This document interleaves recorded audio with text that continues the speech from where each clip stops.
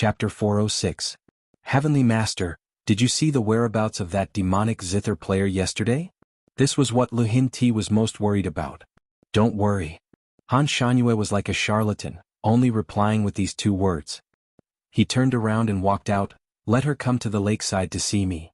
His sleeves fluttered as he walked out of the hall. Lu Hin-Ti. He suddenly felt that this Master Han Shanyue's way of doing things was a bit similar to this continent's most mysterious overlord. He shook his head again, thinking that it was impossible. Not long ago he received news that the overlord had gone to Bohai and was currently a guest there. It was impossible for him to split himself and come here. Furthermore, this Master Han Shanyue had been famous for a long time. He and the overlord often appeared in different places. There was no place where their whereabouts intersected. He thought too much. The original white cobblestones sparkled like jade under the sunlight. There were weeping willows by the lakeside. Although it was already autumn, the willow leaves were still green, showing no signs of withering. When Ning Xuema came to the lakeside, Yun Yuan saw Master Han Shanyue standing under the weeping willow. Today he had changed his robes again. This time it was a crescent white. The wide robes fluttered gently in the wind, and the dark patterns on the sleeves and lapels flowed like water waves. This time, his robes were painted with a picture of bamboo. The leaves and branches danced, setting off the crescent white background. It was a picture of cold bamboo under the moonlight. Coupled with the flowing dark patterns, it gave people a feeling of alienation, like an immortal, untainted by the mortal world. It was quite compatible with his temperament. He stood there, twirling a snow-white flute in his hand, creating a pleasing scene. Even if this person's face could not be seen clearly, his demeanor and figure were enough to cause the fall of a city. Wherever he went, he would become the focus of attention. From time to time, there were women's figures appearing and disappearing in the shadows of the flowers and trees. They seemed to be trimming the flowers and clearing the weeds, but their eyes could not help but wander to that figure. Even more so, that bold, almost unable to look away. If it wasn't for Lu Hin-Ti's order that no one was to disturb this Mr. Han Shanyue, there would probably be someone who would deliberately pass by, and occasionally pretend to trip and fall into his arms to have a romantic encounter. Ning Xuema stood not far away and looked at him for a moment. He shook his head inwardly. This person was truly a monster. Her elegant temperament was so cold. He was obviously someone she hated to the extreme, but when she saw him for the first time, her heart skipped a beat. However, the man in her heart was still a tough guy like Stallone. Towards handsome men like Han Shanyue, at most, she would just admire them. No, she didn't even have the intention to admire him right now. The only thing she wanted to do now was to kick him into the lake. Let him have a taste of the helplessness of being drowned. Have you seen enough? Han Shanyue suddenly turned around and stared at her with a pair of cold eyes. Ning Xuema felt a chill in her heart from his stare. She vaguely felt that his gaze was somewhat familiar. She curled her lips and walked over. Your Excellency really knows how to find a place. Logically speaking, this was a good place for a date under the moonlight. Unfortunately, she was traumatized by this place and could not find any romantic feelings. Han Shanyue's voice was faint. It's quieter here. There are less vulgar things. Just to chat, he had to find a place that was out of this world. This person was indeed pretentious to a certain extent. Chapter 407. Ning Xuema was too lazy to beat around the bush with him. Why must it be me? This was something she could not figure out. Because you hate me. Han Shanyue answered every question. What kind of strange argument was this? Did he want to keep an enemy by his side? Was he not afraid that she would hate him so much that she would stab him in the middle of the night? Ning Xuema looked at him as if she was looking at a freak. Can you explain in detail? I think that with your qualifications, it would not be difficult for you to take in a concubine who likes you. My life is hard. I would feel less guilty if I jinxed you to death. Ning Xuema clenched her fists in her sleeves and said coldly, Didn't you say that I am a jinx? As far as I know, a jinx will not die but jinxes others to death. Well, let's wait and see. Han Shanyue's tone was indifferent. You are not afraid that I will kill you to prevent you from jinxing me to death? Han Shanyue's gaze finally turned to her. I look forward to your ability. His tone was so casual that Ning Xuema wanted to kick him into the lake. I am only 13 years old this year. I am still a child. Do you not feel guilty about marrying me? If this was in the modern world, she could simply sue him for molesting a young girl and send him to prison. No. Han Shanyue answered honestly. Ning Xuema inwardly took a deep breath. I feel that since your excellency is also a heavenly calamity star, you shouldn't go and harm other girls. Actually, being single is also quite free and unrestrained. Your Excellency is also a free cloud and a wild crane, so why must you be implicated by a family? A concubine is not considered a family. Han Shangyue corrected her. His tone was still indifferent. You only need to answer me, are you willing or not? So what if I am, and so what if I am not? Ning Xuema asked him back. If you are willing, I will marry you in 10 days. If you are not willing, only death awaits you. Ning Xuema's eyes flashed slightly. She knew that he was telling the truth. If she really didn't agree, what awaited her was only endless pursuit.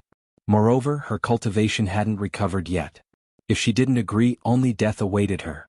If she agreed now, she would have to wait for 10 days. 10 days was enough for her to plan something. She might as well agree first. I promise you. This time, Ning Xuema answered without hesitation.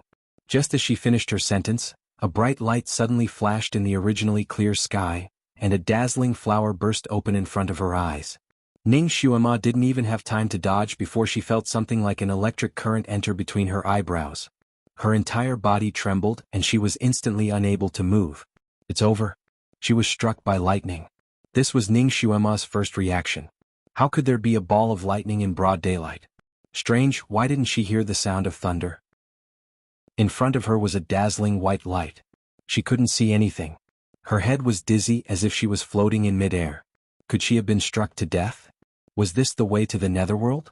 Ning Xuema tried to take a step forward, but suddenly she felt as if she had stepped on air, and her body fell straight down.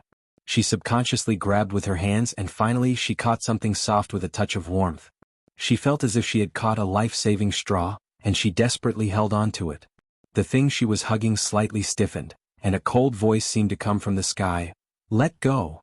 Ning Xuema's body heated up, and her feet seemed to have finally stepped on solid ground. She opened her eyes and then she was embarrassed. Chapter 408. At this moment she was hugging Han Shanyue's waist like an octopus, and her head was even buried in his chest. No matter how thick-skinned Ning Xuema was, she couldn't help but blush. She quickly let go of her hands and took 2 big steps back. How could I? Han Shanyue's gaze fell on Ning Xuema's face. After knowing her for so long, this was the first time he saw her blush. Her snow-white cheeks seemed to be dyed with a blush, and under the sunlight, it was shockingly beautiful. His eyes darkened slightly and he turned his eyes away saying lightly, all right. He turned around and left. All right? What's all right? Although Ning Xuema was smart, she couldn't understand his words and could only watch as he walked away. What was going on just now? Would this person die if he said a few more words? Ning Xuema's forehead was still burning. She raised her hand and rubbed it, but she didn't feel any damage. She looked up at the sky and there were a few white clouds floating in the sky. The sun was hanging there and it made her feel warm. There were no dark clouds in sight. Was it a ball of lightning that struck her? Why would there be a sudden flash of lightning on such a clear day? She rubbed her forehead again and at this time, the burning sensation on her forehead had disappeared. It was slightly warm but not uncomfortable. It was often said that wherever a ball of lightning struck, there would be no survivors. She didn't expect that she could survive without any injuries. It was really a miracle. She was about to go to the lakeside to see if there was anything wrong with her body when suddenly, there was a sneer from not far away. You've finally got your wish fulfilled, aren't you feeling proud? Are you so happy that you've turned silly? These words were too harsh and Ning Xuema frowned and turned around to look. A lady in purple stood beside a bush of bamboo, and beside her were 2 young girls. Jianyao. The 2 girls beside her were the young ladies from last night's banquet. Although Ning Xuema couldn't remember their names, she still had an impression of their faces. Ning Xuema hadn't seen Ji Yunyao for more than a month, and thought that she had finally learned her lesson. She didn't expect her to still be like this, taking every opportunity to ridicule and suppress her. Ning Xuema smiled lightly and deliberately looked at Ji Yunyao's face. Not bad, the injury on Princess Ji's face has finally healed. If I didn't look carefully, I wouldn't have noticed. Ji Yunyao had already been demoted to a princess, but it was only a demotion in rank. She had not been expelled from the imperial city. Her face had been slapped quite badly. At that time, it was swollen like a pig's head. She had to recuperate in her residence for a whole month and use countless elixirs to recover. As the saying goes, hit the snake where it hurts. Ning Xuema's words were like a heavy blow to her weak spot, causing her face to instantly turn red. Unfortunately, she couldn't refute Ning Xuema's words. She also did not dare to make a scene and beat up Ning Xuema. Otherwise she would be beaten up by her instead of hitting her. She paused and sneered, "What are you so proud of? You're only married to him as a concubine, you're not even Lady Ru. He's only using you as a pastime." Ning Xuema took a step forward. "Are you jealous?" Ji Yunyao had suffered so many losses from Ning Xuema, so she was actually a bit afraid of her. Seeing her suddenly take a step forward, she subconsciously took 2 steps back. "Nonsense, this consort won't be jealous. This consort doesn't like him." Then who do you like?" Ning Xuema didn't bat an eyelid and took another step forward. Chapter 409. At this moment, Ning Xuema's aura was extremely strong. Ji Yunyao's heart trembled again. She took 2 more steps back. "Why do you care who I like?" Ji Yunyao cursed in her heart. Who was the one who said that Ning Xuema had lost her martial arts? How could she have such strange movements and aura after losing her martial arts? What she didn't know was that Ning Xuema had indeed lost her martial arts. However, she knew a kind of footwork that was comparable to the wave-like subtle steps in Jin Yang's novel. Even if she didn't have any internal energy, she could still use it as she wished. The biggest characteristic of this kind of footwork was its speed. Moreover, it was very easy to make people dizzy. Ji Yunyao was once bitten by a snake, twice shy. Shocked by her movements, she couldn't help but take a few steps back. "Where is His Highness the Crown Prince?" Ning Xuema suddenly asked. Ji Yunyao's heart skipped a beat. She blurted out, "How would I know?" His voice was laced with resentment and anger. When Ji Yunhuang was sick, she secretly went to see him a few times. However, he was always indifferent to her, which made her feel very frustrated. After Ji Yunhuang got better, he didn't go to her residence to see her even once. She already had a guilty conscience. After shouting that sentence, she angrily added, "What do you mean by asking this?" "What do I mean?" Ning Xuema took 2 more steps forward. "What do you think?" "How would I know?" Ji Yunyao was forced to retreat again. Before she could finish her sentence, she suddenly lost her footing. With a scream, she fell into the water. Almost at the same time, someone shouted, "Princess, be careful." Her words were obviously too late. Ji Yunyao had already fallen into the water. Ning Xuema glanced back at the woman. She was a beauty. Moreover, she looked as gentle as water. Ning Xuema finally remembered her name. Gu Xiaoqi. It sounded like a rather ordinary name. There wasn't much culture to it.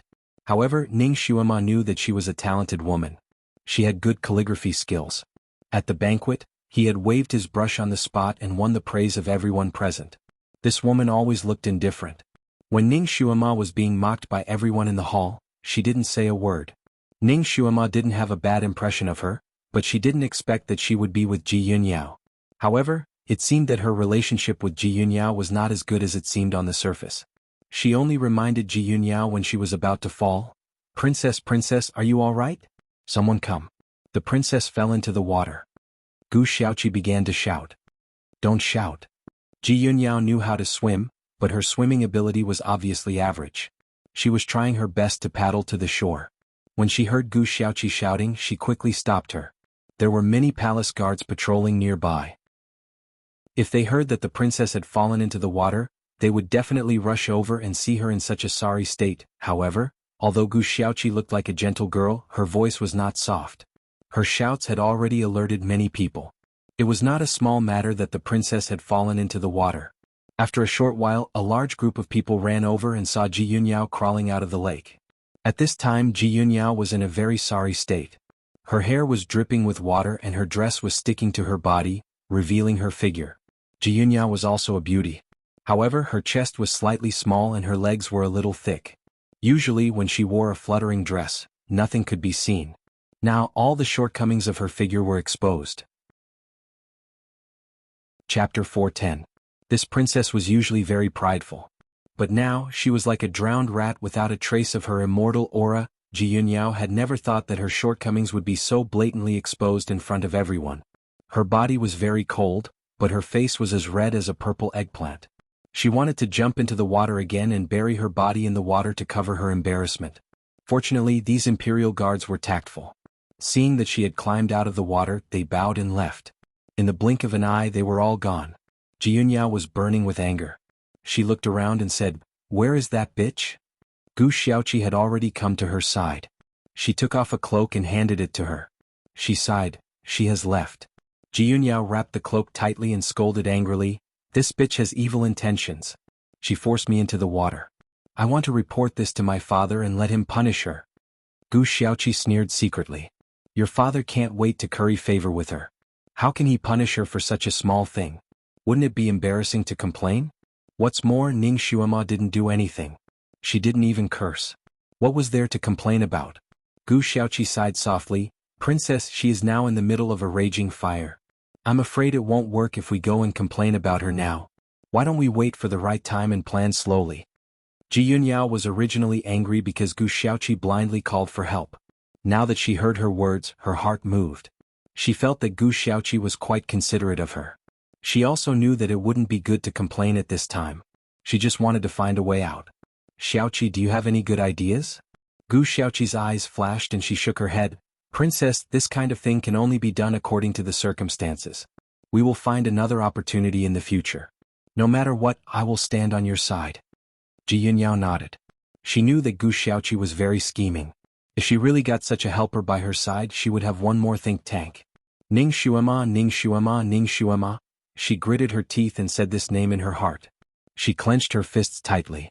Gu Xiaoqi held her arm and walked forward, serving her to change her clothes. She naturally sensed Ji Yunyao's tense muscles, and the corners of her lips curled up slightly. Because Ning Xuema had already agreed to Han Shanyue's marriage, Lihin Ti could finally relax. Ning Xuema was no longer restrained, so this time, Ning Xuema rode Kirin out of the Imperial Garden easily. However, there was a group of bodyguards following behind her. They were sent by Lihin Ti. In name they were there to protect her, but in reality, they were afraid that she would run away before the wedding. Ning Xuemo rode Kirin in the front, followed by 18 elite palace guards in a fan-shaped formation. As they walked along the long street, they naturally attracted the attention of countless commoners. After so many things in the capital, most people already knew that she had a Kirin. Since that was the case, Ning Xuema felt that there was no need to hide it anymore. Kirin was especially majestic today. Its blue scales shone like pearls under the sunlight. It walked forward with its head held high like a lion king, looking proud of its success. It attracted countless exclamations from passers-by.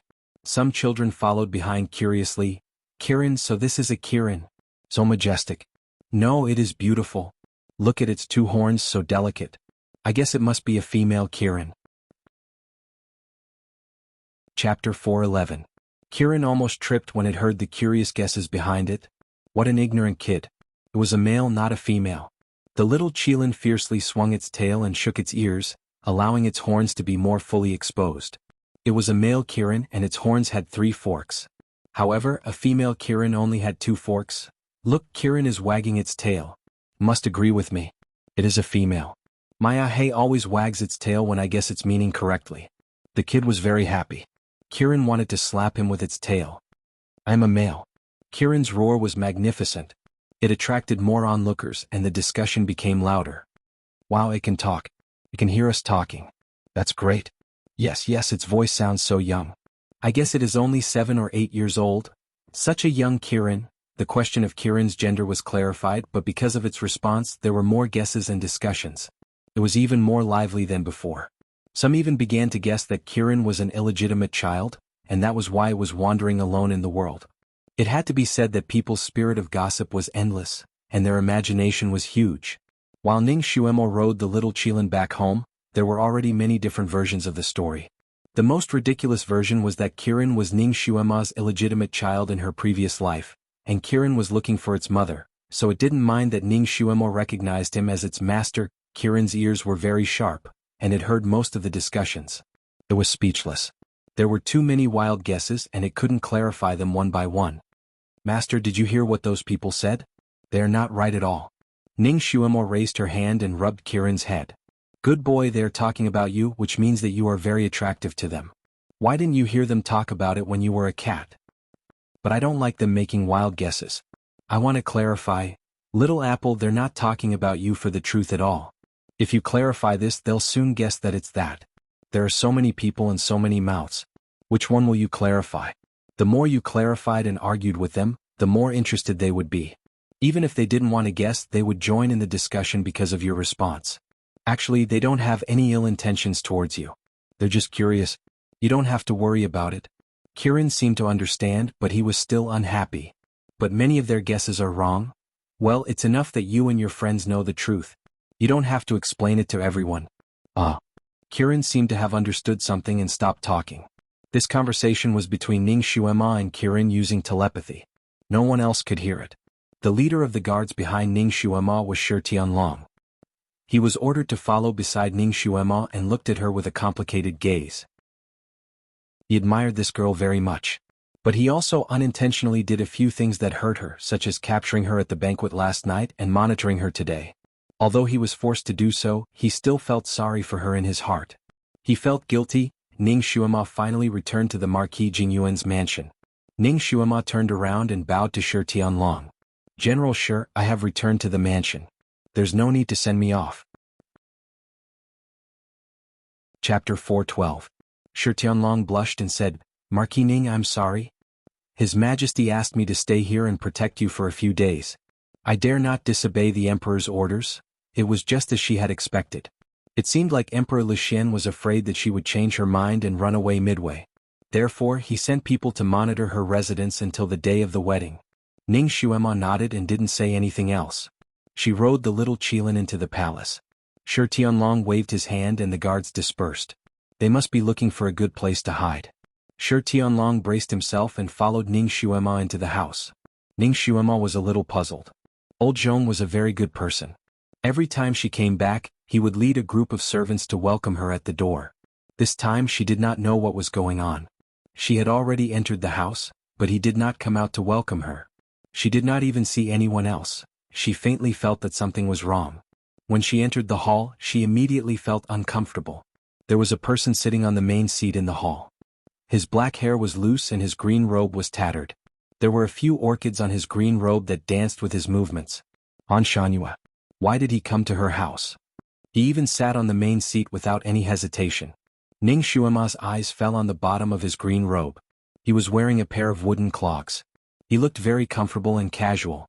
Old Zhong was instructing two maids to wipe the furniture in the hall. They wiped it until it was spotless and even a fly would slip on it. Of course, there were no flies in the hall. When Ning Xuema came in, Han Shanhua looked up at her and said, You're finally back? He sounded like the male owner of the house. Why are you here? Ning Xuema's tone was not good. The Taoist master's residence is being repaired. I've been here for a few days. Han Shanhua answered naturally. I didn't invite you. Ning Xuema was not polite. You are my concubine.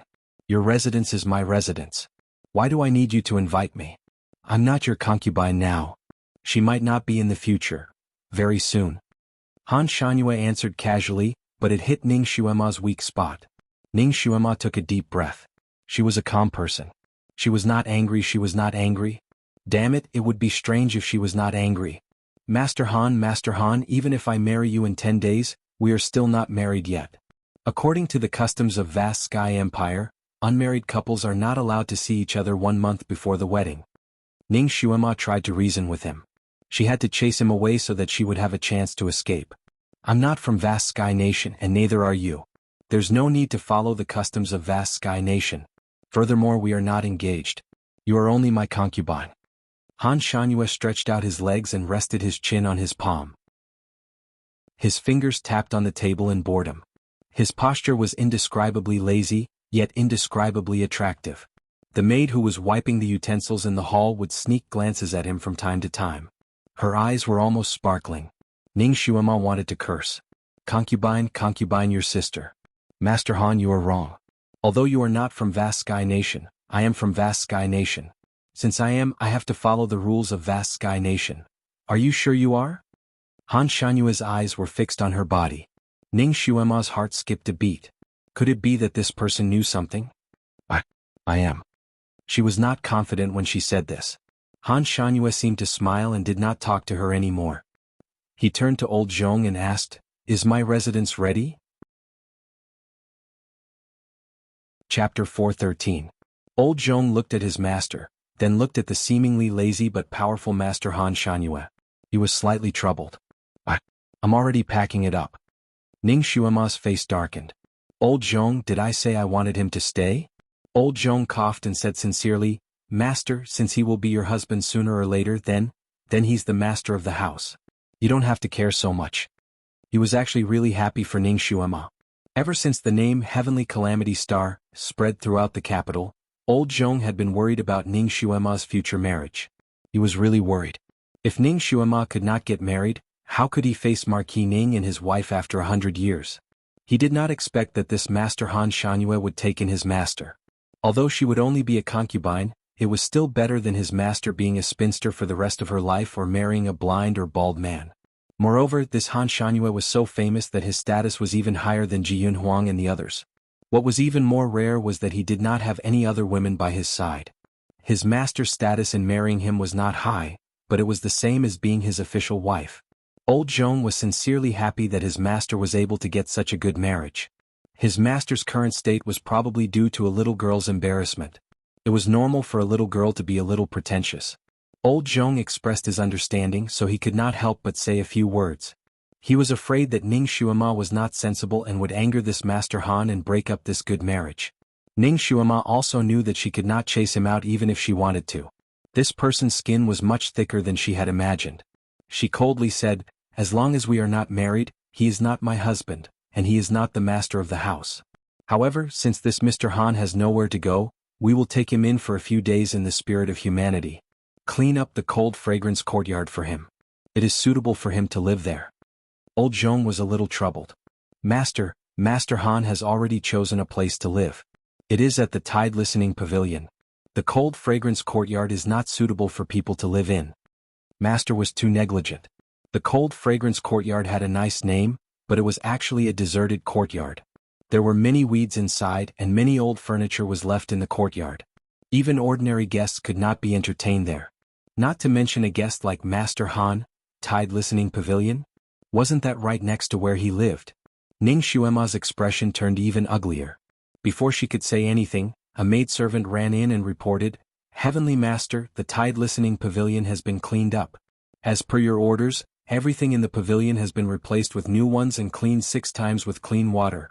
Han Shanyue nodded slightly and finally stood up.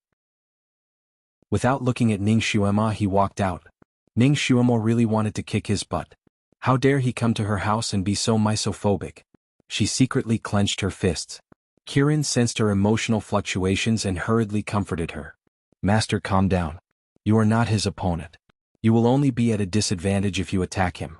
Besides, you have so many houses here, one more person won't be a big deal. Just treat it as if you are raising an extra pig."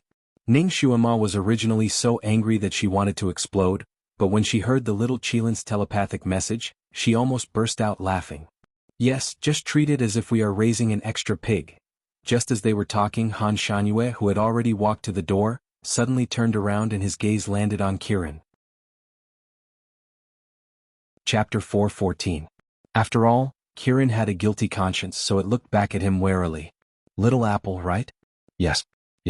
"What can I do for you?" Kirin tried its best to remain calm. It did not know why, but it had a bone-deep fear of this man, as if it had been taken advantage of by him before. "Since you have recognized her as your master, then I will be your master in the future. I have prepared a gift for you." Han Shanyue's voice was still kind. Kirin was still a child, so when it heard that there was a gift, its eyes lit up. "What gift?" Han Shanyue waved his sleeve and a faint white light flashed. A rectangular crystal trough appeared on the ground, sparkling and translucent. It was quite beautiful. "Little apple, this is a gift from me. You can use it to eat in the future."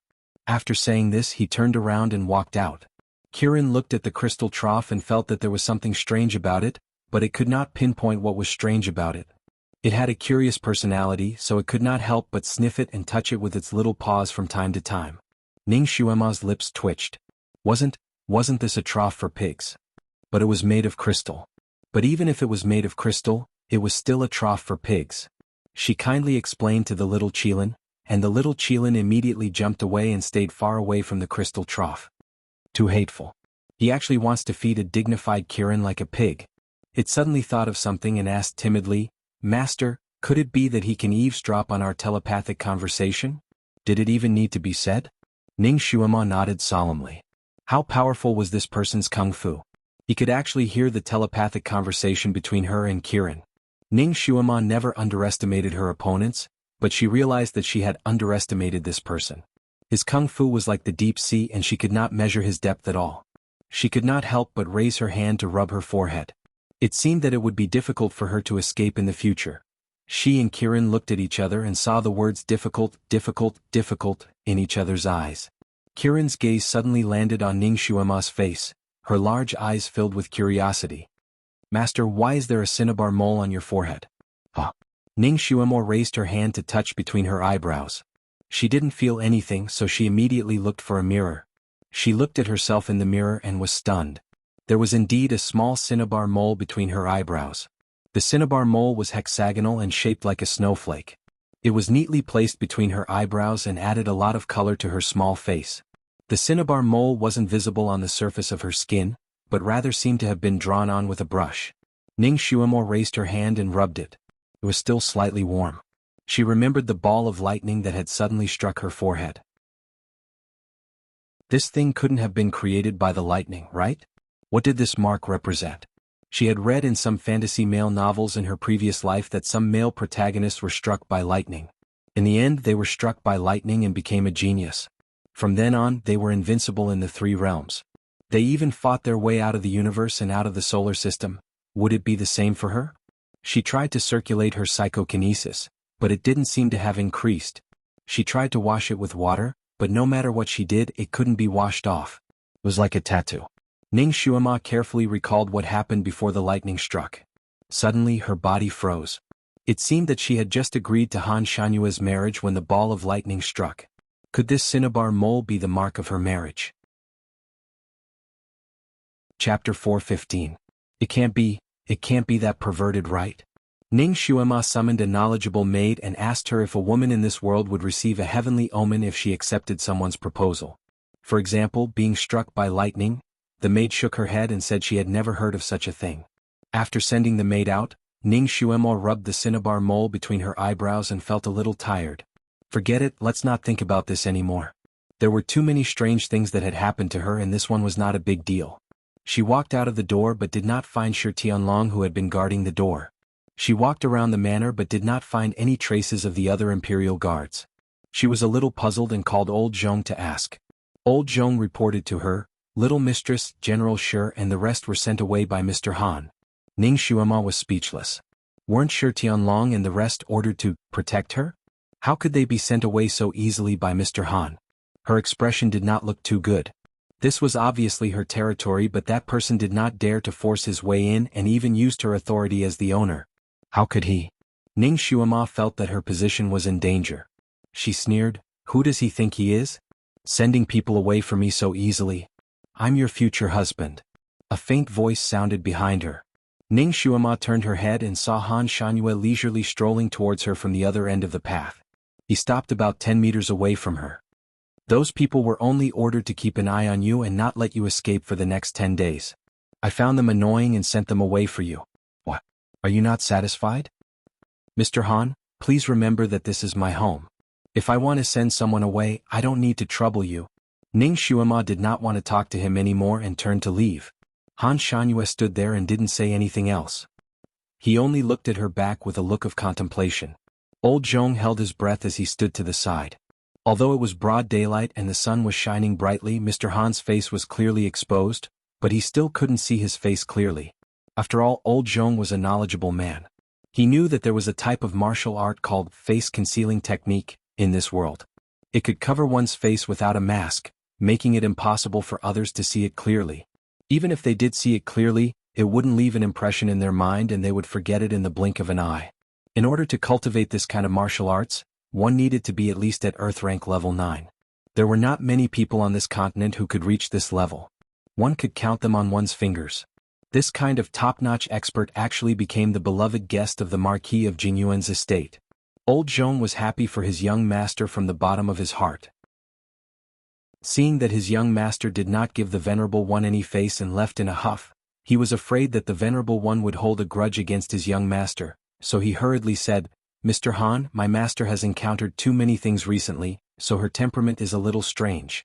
Actually, she's usually quite easy to talk to and her temperament is also very gentle. She had a gentle temperament? She was just a facade, wasn't she? Deep down, she was a rebellious little fox, Han Shanhua turned around and sat down on a stone bench at the side.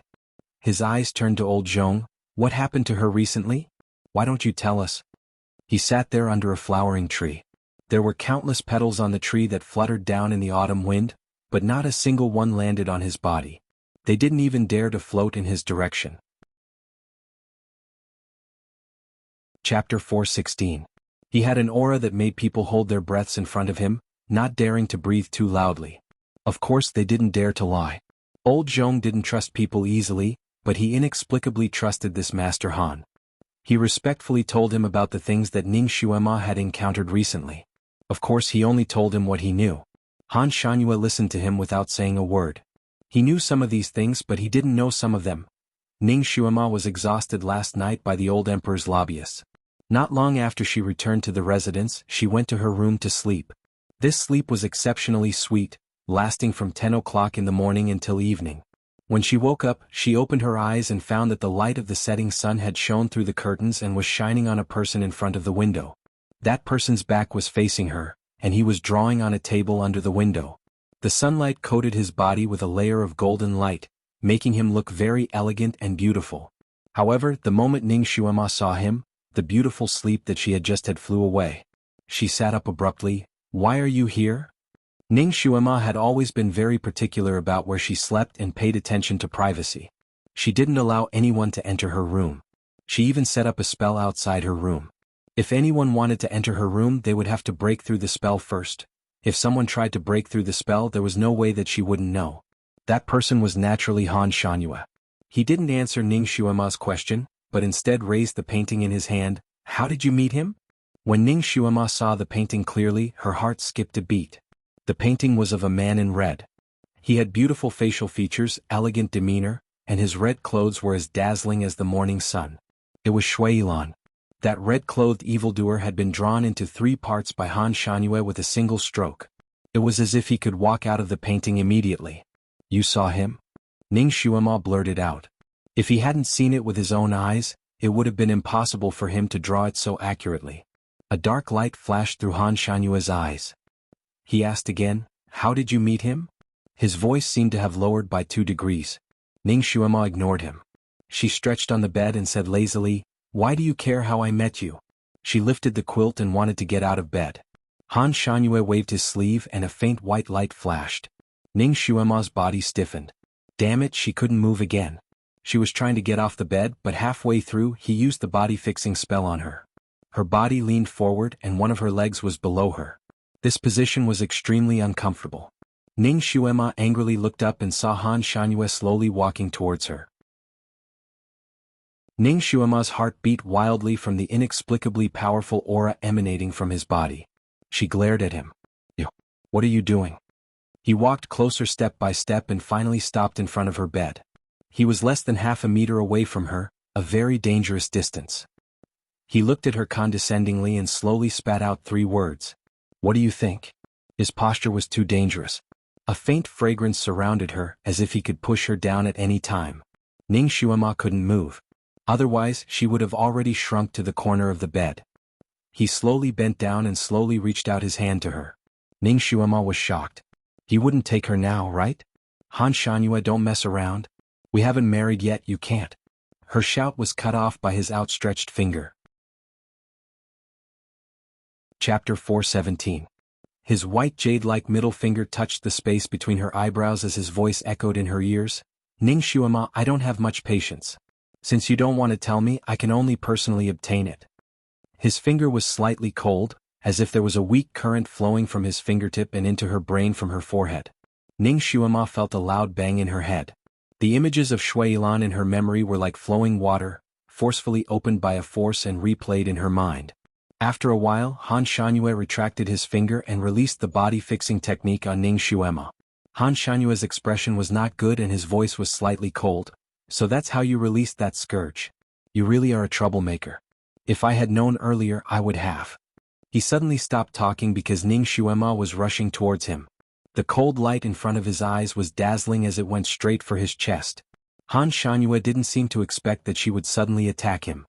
His body leaned to the side and with a flip, he dodged her blade and grabbed her wrist. Are you crazy? Ning Xuema did not say anything and used her other hand to hit his head. Bastard, go to hell. Han Shangyue had to restrain her other hand as well. The difference in their kung fu was too great. Ning Xuema's kung fu was not on the same level as his. In the blink of an eye, her body was restrained by him and she could not move. Ning Xuema, what are you doing? Han Shangyue frowned and looked at her. He did not understand where her killing intent came from. Ning Xuema was so angry that her whole body was trembling. Although her body could not move, her eyes stared fiercely at him. You pervert, peeping Tom, kill me. He did not ask for her permission and directly read her memories. He did not care about her privacy at all. What did he think she was? A vessel. Han Shangyue. Ning Xuema's blood rushed to her head and she continued to scold. So what if you're skilled in martial arts? Do you think you can do whatever you want to others? What right do you have to read my memories? Are you crazy? Are you out of your mind? This was probably the first time in his life that Han Shangyue had been scolded like this. He was startled and frowned again. I did not retrieve all of your memories, only the ones related to Shui Yilan. He could even read all of her thoughts. Ning Xuema's pretty face flushed red with anger. You can't just take a part of it. This is an invasion of privacy, do you understand? Don't say that you're my fiancé, even if you're my biological father. You can't do it. She was already feeling aggrieved when she was forced to agree to this marriage. Now that this matter had become the fuse, she simply exploded.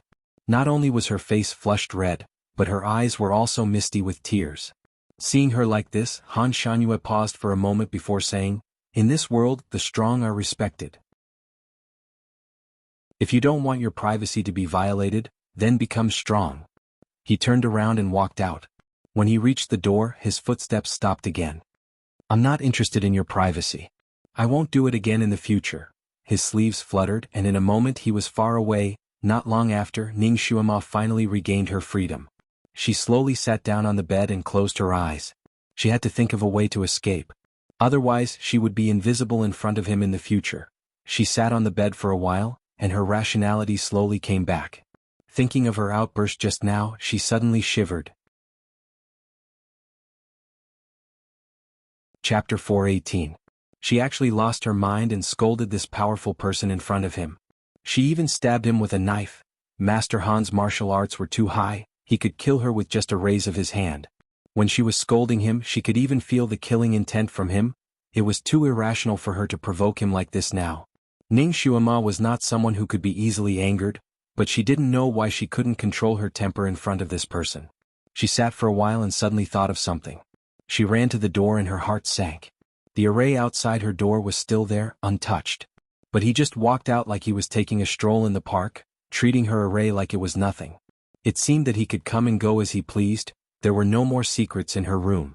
Ning Xuema's veins on her forehead throbbed in pain. This person's temper was too unpredictable. What if he came to her room in the middle of the night? She shivered. Ning Xuema obviously worried too much. From that day onwards, Ning Xuema did not enter her room. In the residence, Ning Xuema rarely bumped into him. Even if she bumped into him, he would just nod slightly and walk past her. Just like the saying, mutual respect was as cold as ice. These few days, Ning Xuema's life was relatively peaceful and orderly. Every day, besides refining medicine, practicing martial arts and reading books, she also liked to go out shopping. He traveled to the east, strolled to the west, shopped to the pharmacy, shopped to the clothing store, shopped to the utensils. There was no place that she couldn't go. 2 days ago, she often heard gossip about herself on the streets, but when a topic was talked about for a long time and there was no real follow-up, people gradually lost interest. There was no lack of gossip in the streets, but recently people's topic was attracted by another matter. Recently, there were often young girls going missing in the capital. In 6 days, 8 young girls had already gone missing. These young girls had all kinds of identities. There was a daughter of a rich family, a pretty girl from a small family, and a prostitute from a music studio. These girls went missing in different places. Some went missing at home, some went missing when they went out to buy things, and one even went missing when she went out to play with her fiancé. Ning Xuema didn't care much about this kind of missing persons case. Since ancient times, there had been no shortage of such cases. It was most likely that some human trafficking group had come to the city and abducted these young girls to be sold. This kind of missing persons case was the most difficult. If she was free, she might even help the public get rid of the evil, search for clues and find out who was behind this. But now, as the wedding date approached, her mind was filled with thoughts of escaping. Although she did not have many chances to meet Han Shangyue these days, it did not mean that he was not secretly watching her. Therefore she came out to wander around every day. Firstly, she wanted to dispel his wariness. Secondly, she wanted to see if he had any methods to spy on her. She didn't believe that he would send those guards back and let her escape. He must have some way to monitor her. Only by knowing yourself and your enemy could you win 100 battles. Only by knowing his methods could she plan her escape route. Ning Xuema didn't know if it was because he was too good at monitoring her, or because he didn't pay attention to her whereabouts at all, but she didn't notice him following her even once. Not to mention him, she didn't even have any guards. Ning Xuema's anti-tracking skills were superb. If someone was following her, she could detect it in a moment. No one could escape her intuition. Chapter 419. For the past few days she did not feel anyone following her. In order to test the waters, Ning Xuema purposely returned home late at night. When she returned, the mansion was quiet. The servants were doing their own things. Some were patrolling, some were resting. Only the loyal old Zhong was waiting for her at the entrance of the mansion. When he saw her return safely, he was relieved. He was worried that something had happened to her. She pretended to ask about the situation in the mansion. Old Zhong replied that nothing had happened in the mansion. Mr. Han also came back and went out regularly. Moreover, he would only stay in his own courtyard and would not go anywhere else. He never asked about Ning Xuema's whereabouts. Young master, forgive me for asking, but what happened between the two of you? He felt that something had happened between his master and Mr. Han. They were in a cold war. Ning Xuema seemed to be relieved. She waved her hand and said, "Nothing." Then she walked inside. "Young master, it's better if you don't go out for the next few days. It's not peaceful outside. You don't bring anyone with you. I'm worried." Ning Xuema turned to look at him and said, "Uncle Zhong, you also heard about the missing girls?" "Yes, I heard that 7 of them went missing. They can't be found anymore." Old Zhong was worried. "Don't worry, I won't go missing." "They really go missing?" Ning Xuema blinked her eyes and said, "I won't let Uncle Zhong worry about me." Old Zhong couldn't help but sigh. "Young master, I know that you're skilled and brave, but I heard that there were many psychokinesis masters among the missing girls. Some of them were even called geniuses. Even the emperor was furious and ordered the authorities to investigate." "Okay, I know. I'll be careful." Ning Xuema stretched again and said, "Uncle Zhong, I'm so tired. You don't have to talk anymore. Go and rest. It's getting late." She did not want to listen to Uncle Zhong's nagging and quickly went back to her courtyard. Her courtyard was right next to Han Shanyue's courtyard. When she went back to her courtyard, she passed by his courtyard. Perhaps this Master Han was truly skilled and daring. Regardless of whether he was in the courtyard or not, the courtyard door was always half open and never closed. When Ning Xuema passed by his courtyard, she casually glanced inside and paused for a moment. Han Shanyue was sitting under a grape trellis in the courtyard, admiring the moon and painting. Rather than admiring the moon, it was better to say admiring the stars. Because it was close to the end of the month, there was only a crescent moon left on the moon. The moonlight was dim, but the stars in the sky were bright. He was sitting on a rattan chair, holding a cup in one hand and tapping the rattan chair with the other. He looked very relaxed. The hazy starlight outlined his silhouette in the moonlight, giving him a hazy sense of beauty. Absolutely stunning. Poetic and picturesque. Ning Xuema immediately thought of these 2 words. Although she didn't like this kind of handsome man, it didn't mean that she didn't appreciate it. At this moment, Ning Xuema seemed to have forgotten her usual disgust for him. She looked at him with pure appreciation for a few seconds. This person's temperament was really unparalleled. Just by casually lying down, he was like a pleasing painting. No wonder so many girls were crazy for him. He really did have some capital. If he wasn't so hateful, she might have been attracted to him. She was suddenly shocked. What was she thinking? She didn't like this type. How could she be attracted to him? Chapter 420. She shook her head and was about to leave when Han Shanyue, who was half lying on the rattan chair, seemed to have sensed something and suddenly turned to look at her. Ning Xuema's heart skipped a beat. Although she couldn't see his face clearly, she could feel that his gaze was on her body. Their gazes met for a brief moment. Ning Xuema calmly nodded her head at him, which could be considered a greeting. She then turned around to leave. "Wait." The person in the courtyard suddenly spoke, his voice as cold as ever. "What's the matter?" Ning Xuema stopped, still standing outside the door. "Come in and talk. Are you afraid that I'll eat you?" It's late at night. It's not very convenient for a man and woman to be alone. Master, if you have something to say, just say it. Ning Xuema did not move. You still care about this? Han Shanhua's voice was flat, and she could not tell if he was happy or angry. But Ning Xuema felt that his tone was a little sarcastic.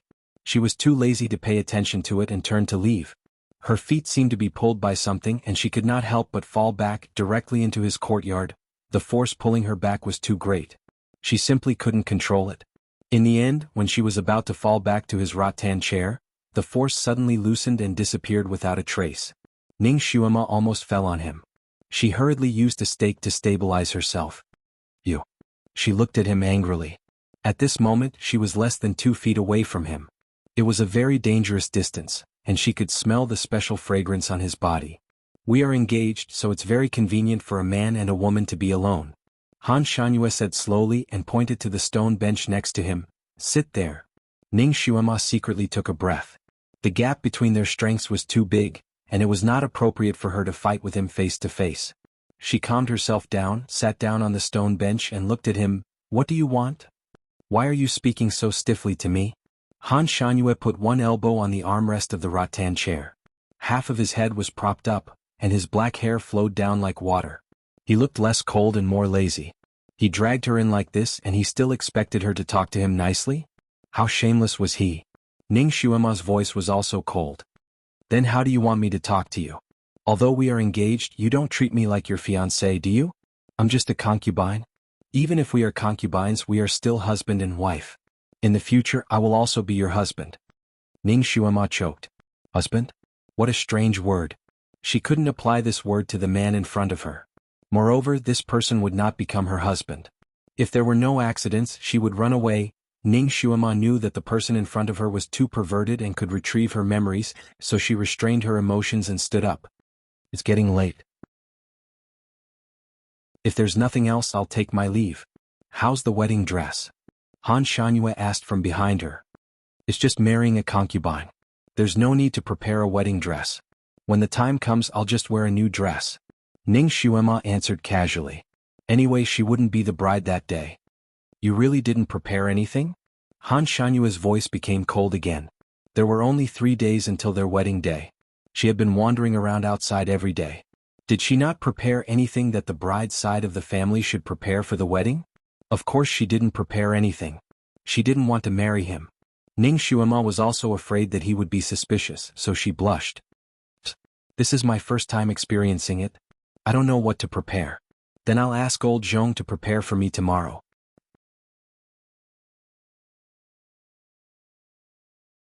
Chapter 421. Han Shanhua was speechless. His voice was half cold and half warm. It's my first time too. Then have you prepared the groom's robe? Ning Xuema asked him back. I don't like red. Han Shanhua slowly sat up straight. You like red? Me? I'm fine with it. But you're just marrying a concubine this time, so it's okay if you don't wear the red groom's robe. You're going to marry a wife in the future, so you have to wear it even if you don't like it. Otherwise, the bride's family won't be happy. Ning Xuema's tone was serious. Han Shanhua stared at her. You still want to see me marry a wife? What does it have to do with me whether you marry a wife or not? Ning Xuema rolled her eyes in her heart. You see, you're marrying a concubine, so you'll definitely marry a wife in the future. Your wife is the one who will accompany you for the rest of your life, so you still have to show her respect. For example, for a grand wedding, you have to prepare a phoenix coronet for her, instead of letting the bride do it herself. For example, even if you don't like red, you still have to wear the red groom's robe. You care about these? It's not that I care, but your future wife will care. In the future, when you meet the girl you like and want to marry her, you'll naturally understand. You'll be afraid that she'll be wronged, so you'll give her the best. Alright, it's getting late. I really have to go and rest. Ning Xuema waved her hand at him and turned to leave. You don't have to prepare the wedding dress. When she was almost at the door, he added another sentence. Ning Xuema's footsteps paused slightly. Okay. It seemed that he finally understood that the wedding dress was something that only the wife would prepare. He didn't let her prepare it because he knew that she didn't need it for a concubine. She didn't know why, but she felt a little uncomfortable. Just as she was about to leave his courtyard, he added, Tomorrow noon is the ceremony for me to become a Taoist master. You can come and watch the ceremony. Ning Xuema casually uttered an "oh," and walked away. The ceremony for becoming a Taoist master should be very lively and interesting. However, this was also a rare opportunity to escape, so she had to grasp it. Ning Xuemo returned to her room. Just as she was about to take off her clothes and get into bed, she suddenly sensed something and turned around abruptly. Who is it? The window opened by itself and a person jumped in. In the dark night, that person's figure was extremely familiar. Shiju. He was actually wearing the uniform of a guard in the Marquis's estate, looking shrewd and valiant. Ning Xuemo didn't expect him to come, especially in the middle of the night. Shouldn't he have returned to his Bright King clan? Shijua, why are you here? You're even wearing such a set of clothes. My little temple can't accommodate a great deity like you. You should have sent someone to inform me of your arrival. I would have welcomed you very grandly, Ning Xuemo said half-jokingly. She really had a good impression of this young man and looked at him as if he was her own little brother. Official identities can't enter. Shiju was dressed in black and stood there like a shadow. It can't be, right? My main door isn't sealed, so you can enter and leave as you wish. It isn't sealed, but there are hidden checkpoints on all the roads leading to Marquis Ning's estate. No official's carriage is allowed to enter your Marquis Ning's estate. It's said that the Taoist master likes peace and quiet, so he refuses any visitors. He's also staying in your estate, so, Shiju explained. His brows furrowed and his fingers secretly clenched. Ning Xuemo. She had neglected this problem. These days, Marquis Ning's estate had been in troubled times. Chapter 422. These days, Marquis Ning's residence had been troubled. The officials all wanted to stay as far away from the residence as possible. Almost no one came to visit her Marquis Ning estate. Therefore, she didn't take it to heart that there were so few people in front of her door these 2 days. Now that she thought about it, it was not normal. She was now the Heavenly Master's concubine, and that super awesome Heavenly Master was living in her mansion. Even the Emperor had to curry favor with this Heavenly Master when he saw him. There was no reason why those officials who were smarter than monkeys would not come to congratulate her. Now that she thought about it, it seemed that the Taoist master had rejected all the troublesome gifts in advance so that no one dared to come. You're not an official of Changkong country. If you insist on paying them a visit, would they really dare to stop you? Ning Xuemo raised her hand and poured a cup of tea for him. Come, since you're a guest, drink this cup first. Shiju didn't take the tea from her. He raised his hand and held her hand. Under the candlelight, he looked at her with a burning gaze. Xuemo, come with me. The young man's hand was not big enough, but it was very strong. Ning Xuemo's wrist hurt from his grip. She looked at him, but her feet did not move. Go? Where to? Anywhere. It's better than waiting here. Do you really want to marry him? Shijue was a man of action. He pulled her out. Ning Xuemo's feet seemed to have grown roots. She did not take back her hand and only asked him, Shijue, where can you bring me to? Does the Bright King residence dare to fall out with Han Shanyue? Shijue choked. This is my personal decision. It has nothing to do with the Bright King residence. Besides, he is just a painter and does not have much power. So what if he is the Taoist master of Changkong country? He can't send troops to attack the Bright King residence because of this. Even if he attacks the Bright King residence, we may not lose. It is hard to say who will win. I believe that Lihinti is not so stupid. Ning Xuemo sighed. Although Shijue was smart, he was still a 15-year-old child.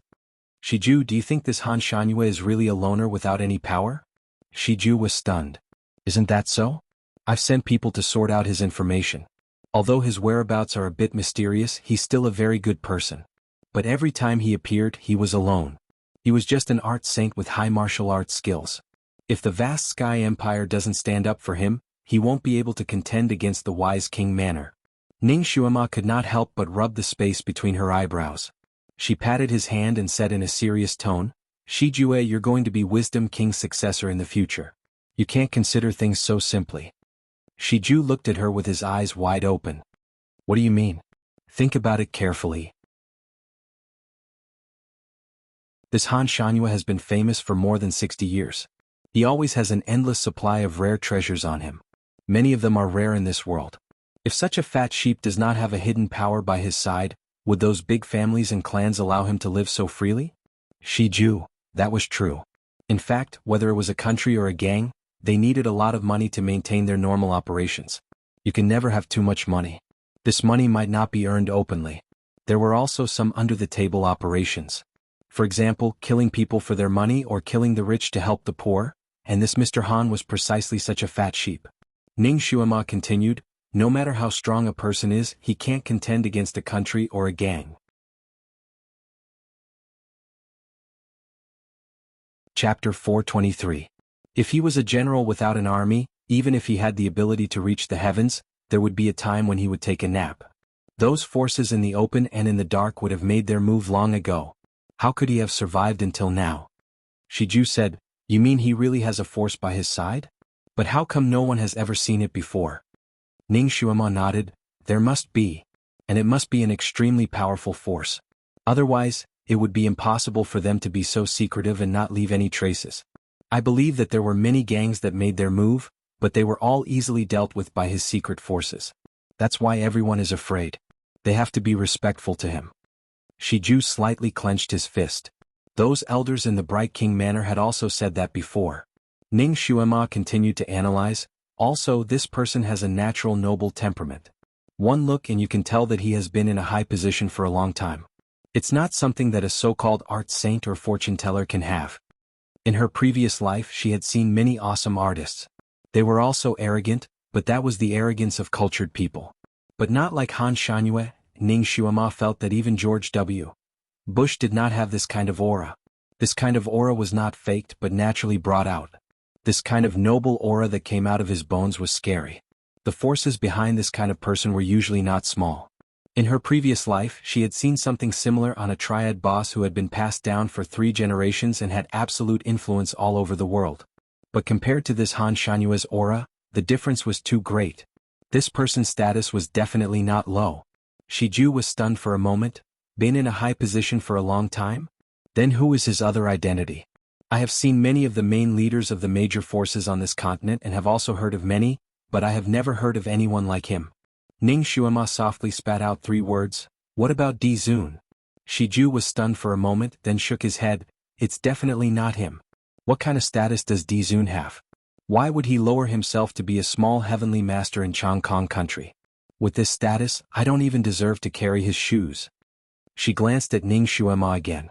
She wanted to say something but hesitated. Ning Xuema had a hunch that he wouldn't say anything nice, but she still needed to listen to him so that she could make a better judgment. So, she glared at him and said, if you want to say something, just say it. You're not a man if you're hemming and hawing. Shiju was provoked by her words of not being a man, and immediately said the rest of what he wanted to say, Di Zun's status is not ordinary. Furthermore, he had long since severed his emotions and desires. No, he was emotionless and desireless. He would not have any real interactions with any woman. Even when he went out on patrol, the girls beside the sedan only followed him out. He didn't speak more than 3 sentences to them in a year. Do you know who those girls are? Ning Xuema had never heard of this before. She shook her head slightly. What's his identity? At most, they are geniuses from various countries. Shiju shook his head and sighed, it's not that simple. Those girls were all psychokinesis geniuses. There was no doubt about that. Among them there were a few who had very noble statuses. For example, there was the miss of the Nangong family and the daughter of the sect leader of Sky Music School. There were also some in my Bright King residence. She was my half-sister and there was even a princess from the royal family. Ning Xuema blinked her eyes. So there were so many sects and countries that sent spies to his side. This is also good. Since you sects have sent people to his side, it will be more convenient for you to handle matters in the future.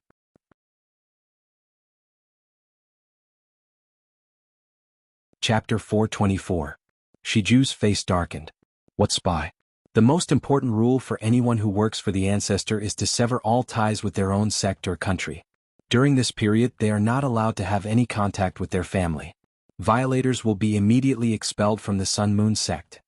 So abnormal? Severing ties with family is even stricter than becoming a monk. There's actually such an abnormal rule. I'm afraid these girls are not willing, right? Shiju smiled bitterly. You're wrong. They're very willing. For such a limited number of places, they're fighting to the death. Those who can go are all top figures. Running for this position is 100 times more difficult than becoming a disciple of the Sun Moon sect. These girls will be changed every 3 years. So it's only 3 years of work. After 3 years they can go back to their families? Of course. After 3 years, even if they don't want it, they have to come back. Because this is the ancestors' iron rule. No one can violate it. That's not bad. However, since they've been working for the ancestor for such a long time, they should have a lot of contact with him, right? They should also know a lot about the Sun Moon sect. Ning Xuema guessed. Even the most mysterious sect, if one stayed in the core group for 3 years, they would more or less understand it. Shiju shook his head. When they came back, they didn't mention anything about the Sun Moon sect. It seems that they have forgotten everything about the ancestor. Once, someone wanted to know more about the ancestor from their mouths and specially sent a high-level hypnotist to hypnotize them. However, it was useless. They only vaguely remember that they were working for the ancestor, but they forgot what the ancestor looked like. Perhaps they have never seen him before. Forgotten? Could it be that their memories were erased? Or perhaps they were given some kind of forgetful drug? Ning Xuema's heart moved.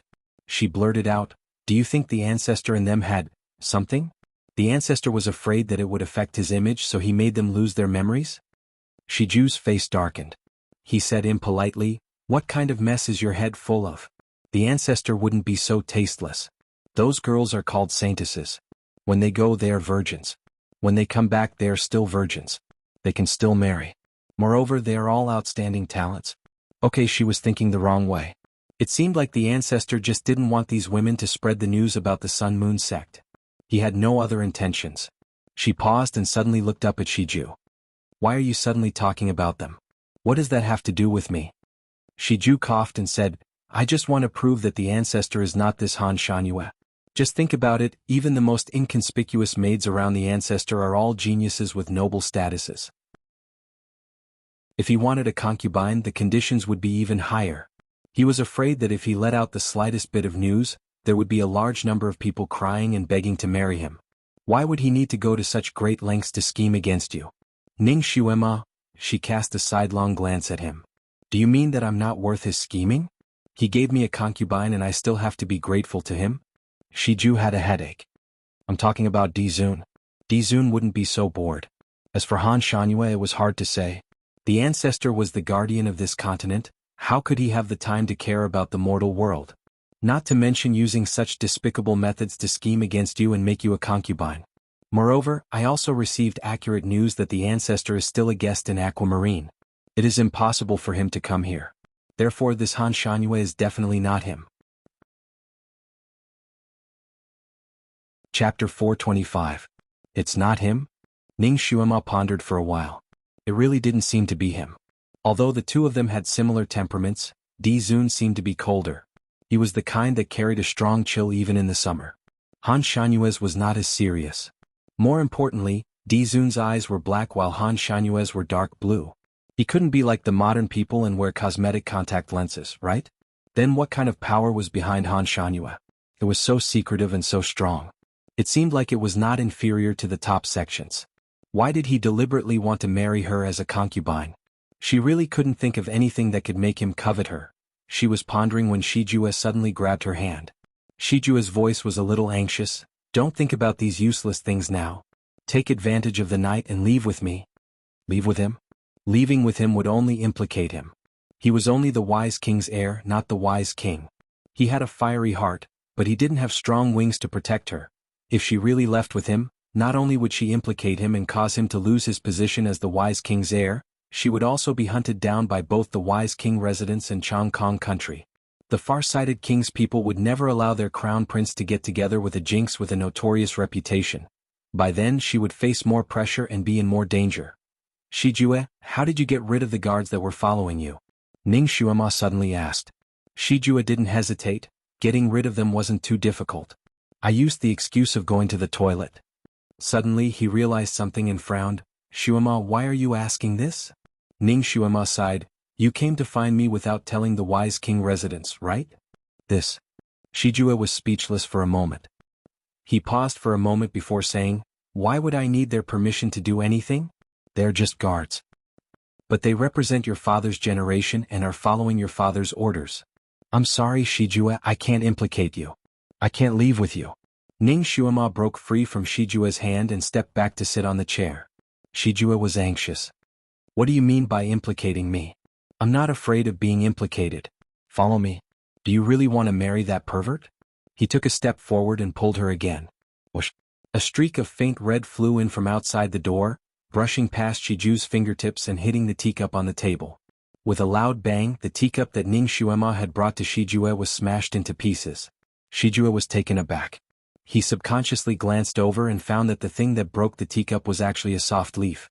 It was stuck on the table like a trembling butterfly. Who trespassed into Miss Ning's residence? Shiju's duty as a guard was taken over and he forgot his identity for a moment. With a flash of his figure, he had already passed through the door. Ning Xuema's expression changed and she hurriedly followed him out. There was a maple tree in the corner of her yard. It was already autumn. The maple leaves were red, as bright as fire. On one of the thin branches of the maple tree sat a man in a moonlight robe. His hair was like ink satin and his clothes were like fine clouds. In his hand was a white jade flute. The wind blew his black hair and white robe, making the brilliant maple tree dim in an instant. It was as if the moonlight in the sky only flowed for him. Han Shanhua. When Shijue saw him, his expression changed slightly. Mr. Han, what are you doing here in Miss Ning's room so late at night? Chapter 426. Han Shanhua glanced at him and ignored him. His eyes fell on Ning Xuema. Come here. Ning Xuema frowned and did not move. Mr. Han, your courtyard is next door. You seem to have come to the wrong place. Han Shanhua looked at her with a smile. You are my future concubine. Other men can enter your room but I can't? There was a hint of teasing in this sentence but there was also a hint of coldness. Ning Xuema's heart sank. Although Han Shanhua did not show much expression, she still felt that this guy was angry. This person did not make a move, but once he made a move, it would be thunderous. Then Shiju. She immediately stood in front of Shiju and looked up at Han Shanhua who was sitting there. He is my guard, not some other man. Han Shanhua looked at her standing in front of Shiju like an old hen protecting her chicks. His eyes darkened but his words were calm. Guard? Now he is? Now he is not. Ning Xuema took a breath and was about to say something. Shijue who was behind her said proudly, as long as Xuema agrees, I can also be her guard now. Han Shanhua's eyes were deep and unfathomable. He said lightly, you are willing to be her guard? I can let you stay and be her guard forever. The jade flute in his hand spun slowly, and there were strands of white light condensing at the tip of the flute. Ning Xuema's face changed. She knew Han Shanhua's ability. Even 100 Shijue would not be his opponent. His words were not good. Once he had the intention to kill Shijue, Shijue would not be able to walk out of this courtyard. In a panic, she rushed towards Han Shanhua. She jumped onto the branch under his feet and tried to grab his jade flute. We are just friends, nothing else. Her position was extremely tricky, and it blocked all the possible directions for Han Shanhua to attack Shijue. It made him unable to make a move. Han Shanhua's eyes flashed and he raised his arm. Ning Xuema did not manage to grab his jade flute, but instead grabbed the ribbon around his waist. It was also at this moment that the soft branch under his feet broke with a crack because of the extra person's weight. His and her body suddenly sank down. Almost reflexively, Ning Xuema hugged his waist. Han Shanhua, on the other hand, grabbed her with his left arm, and with a slight turn of his body, he had already moved to another branch. The faint fragrance was intoxicating like the fragrance of flowers. By the time Ning Xuema reacted, she realized that not only was she hugging his waist, but her head was also buried in his chest. She could even hear the steady heartbeat in his chest. She subconsciously raised her head and looked into a pair of eyes that were as deep as the sea. He lowered his eyes to look at her, and a smile flashed across his lips. I asked you to come over just now but you didn't. Now you're throwing yourself into my arms? Throw myself into your arms, throw myself into your arms. Ning Xuemo regained her senses and hurriedly let go of his waist, wanting to retreat to another branch. But Han Shanhua's arm tightened, and she could not help but fall back onto his chest. Her nose hit his chest and it was sore and painful. She angrily raised her head and was about to reprimand him. Han Shanhua's eyes deepened and he spoke again, It's rare for you to be so passionate.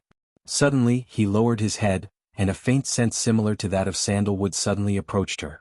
In front of Ning Xuema's wide-open eyes, he kissed her slightly parted red lips. Chapter 427. Ning Xuema's body froze as if she was struck by lightning. He actually took the initiative to kiss her. Wasn't he a clean freak? Didn't he slap people onto the street after being kissed? What was wrong with him today?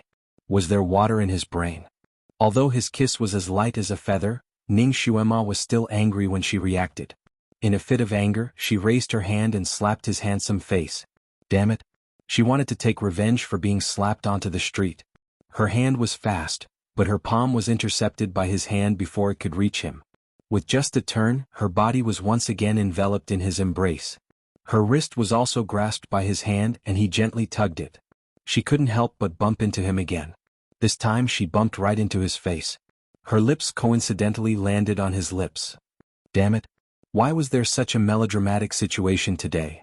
Ning Xuema wanted to raise her head, but his hand was fixed at the back of her head. Her lips were still on his and she couldn't move. You! Ning Xuema shouted angrily. When she opened her mouth, his lips almost slipped into her mouth. She quickly closed her mouth and stared at him with her eyes wide open. He also looked at her. Their lips were connected, but their eyes were staring at each other like fighting cocks. This position was indescribably strange. Ning Xuema gritted her teeth and snorted, "Bastard, let go of me!" She couldn't speak clearly. Han Shanyue's hand loosened slightly. Finally their lips separated. The distance between them was really too close. Ning Xuema's charming face finally turned red. Han Shanyue's eyes were fixed on her face. Her every expression didn't escape his eyes. He looked at her calmly and touched her face with his fingers. "Your face is red. And what did you say just now?" Ning Xuema tried her best to lean back and put some distance between them. "Bastard, let go of me." "All right." Han Shanyue readily agreed and suddenly let go. At this time, the two of them were still standing on the weak maple branch. When he suddenly let go, Ning Xuema did not control her body well and fell straight down. Fortunately, the tree wasn't very tall, and she managed to adjust her body mid-air so she didn't fall. She only staggered a few steps before she steadied herself. After she stood still, she was furious. She glared at Pia Piao, who was standing on the tree. She couldn't help but curse. Are you crazy?" Han Shanyue looked down at her and said lazily, "I heard that someone called me a pervert." Ning Xuema, how much did he hear about her conversation with Shijue? When she thought of Shijue, she subconsciously looked around, but the courtyard was already empty. Where was Shijue? Where's Shijue? Left? When did he leave? There's no need to look for him. He left. Han Shanyue said lazily from the tree. Ning Xuema sighed in relief. If Shijue stayed here, it would only make the situation worse. It was good that he left in time. Otherwise, Han Shanyue wouldn't be in a good mood and kill him. In order to prevent Han Shanyue from thinking about what happened today, Ning Xuema opened her mouth to explain, "There's really nothing between him and me. I only see him as my younger brother. If there's anything between you and him, do you think he can just leave like that?" Han Shanyue replied carelessly. His tone was so arrogant that it made people want to beat him up. Chapter 428. Ning Xuemo raised her head and looked at him. Suddenly, her lips curled into a smile. "Your pants are torn." Han Shanyue froze. From where Ning Xuema was standing, she could see his pants under his robe. Was it really torn? Why didn't he feel anything? He subconsciously wanted to lift up his robe to take a look, but he seemed to have thought of something and stopped. His fingers held the jade flute and his legs straightened. His body was stiff for a moment. Ning Xuemo rarely saw his embarrassed appearance. Her heart that had been depressed for a long time felt a little better. She smiled and no longer paid attention to him. She turned around and entered the house. After she entered the house, she looked out of the window again. Han Shanyue's shadow had disappeared from the big tree. He must have gone back to his courtyard to check his pants. She couldn't help but smile. But halfway through, her smile disappeared and she sighed. Although her escape plan was well planned, she was afraid that it would not be so easy to meet Han Shanyue. She gently touched her lips and thought of the short kiss that she had with him. Her fingers slowly clenched. This was actually her first kiss with a grown man. How could she lose her first kiss just like that? Damn it. She had never tasted the kind of feeling described in novels when two lovers kissed. Her heart raced like thunder, and the feeling of heavenly thunder stirring up the earth fire. It was already late at night. There were very few people on the street. Shijue flew on the street. His heart was burning like a fire. The image of Han Shanyue hugging Ning Xuema and kissing her appeared in front of his eyes. At that time he heard the sound of his heart shattering. He wanted to rush over regardless of anything. But he didn't expect that the person who was hugging the beauty with one hand and the other hand just waved at him casually. It was as if his body was fixed in place and he couldn't move at all. He finally understood that his martial arts was like an ant trying to shake a big tree. He couldn't move at all. He hadn't even made a move and he had already been defeated. He also finally understood that with Han Shangyue in front of him, it was no doubt a fool's dream to take Ning Xuema away. And he didn't want to see the scene of Han Shangyue and Ning Xuema being intimate on the big tree. So when he regained his freedom, he turned around and left without saying a word. As her personal shadow guard, he couldn't save her from the devil's side. Shiju only felt an unprecedented defeat. As he ran, he saw an unfinished tavern. Without saying a word, he barged in and slapped the counter in front of the tavern owner who was about to fall asleep. With a loud bang, the owner of the tavern almost jumped up in shock. "Shopkeeper, give me 10 caddies of wine and 2 caddies of beef," Shiju ordered loudly. He urgently needed to use wine to douse the fire in his heart. Just as he was about to find a table, he turned his head and saw a person sitting at a table in the corner. He was slightly stunned. Jiyun Huang. Why was the vast Sky Empire's crown prince here? There were so many tables and benches in the tavern, but he didn't sit. Instead, he chose to sit in the most remote corner. At this moment, Jiyun Huang should be half drunk.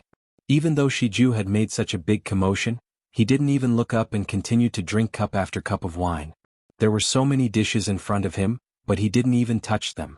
Instead, he drank 3 or 4 jugs of wine. Jiyun Huang was indeed a member of the imperial family. He was clearly a little drunk, but when he drank, his posture was still elegant and noble. Not knowing why, Shiju remembered what Ning Xuema said about Han Shanyue's noble aura that was even more noble than the imperial family. His heart felt even more uncomfortable. Chapter 429. It was rumored that this crown prince was obsessed with cleanliness and never ate outside food. Why was he drinking so happily in this shabby tavern today? He walked over with large strides. Drinking alone in the middle of the night is boring. Why don't I drink with you? Do you mind if we share a table? As he asked, he had already sat down opposite Ji Yunshu. Jiyun Huang raised his head to look at him. Looking at him from such a close distance, he really did drink too much. His eyes were already red from drinking and he actually did not recognize Shijue, the wise king's heir. He only raised his hand and said, "Please," before downing the wine in one gulp. It seemed that he really only needed a drinking buddy and did not care who was sitting opposite him. If it was in the past, when Shijue met the drunk Jiyun Huang, he would definitely try to dig out some secrets of the vast Sky Empire. However, he was not in the mood now and only wanted to drink. He filled his own cup and said, "Please," before downing the cup. This wine was ordinary, inferior, and spicy. Once the cup went down his throat, the heat rolled down his esophagus and rushed into his empty stomach, making him feel a little hot. Shijue had lived a life of luxury since young. After drinking this kind of wine, he could not help but frown. He looked at Jiyun Huang and saw that he was drinking cup after cup happily, as if he was not drinking strong wine but sweet spring water. After drinking a few cups, he even praised, "Good wine." This was considered good wine? Shijue was speechless. He did not want to drink this kind of inferior wine. Jiyun Huang raised his head to look at him and laughed. "Little brother, you don't even dare to drink this wine? Are you still a man? If you don't want to drink, then leave." A youth of Shijue's age could not stand being provoked. He immediately sneered. "Why wouldn't I dare to drink? I think this wine cup is too small. Drinking is not refreshing. Shopkeeper, change to a bigger bowl. We'll use a bigger bowl."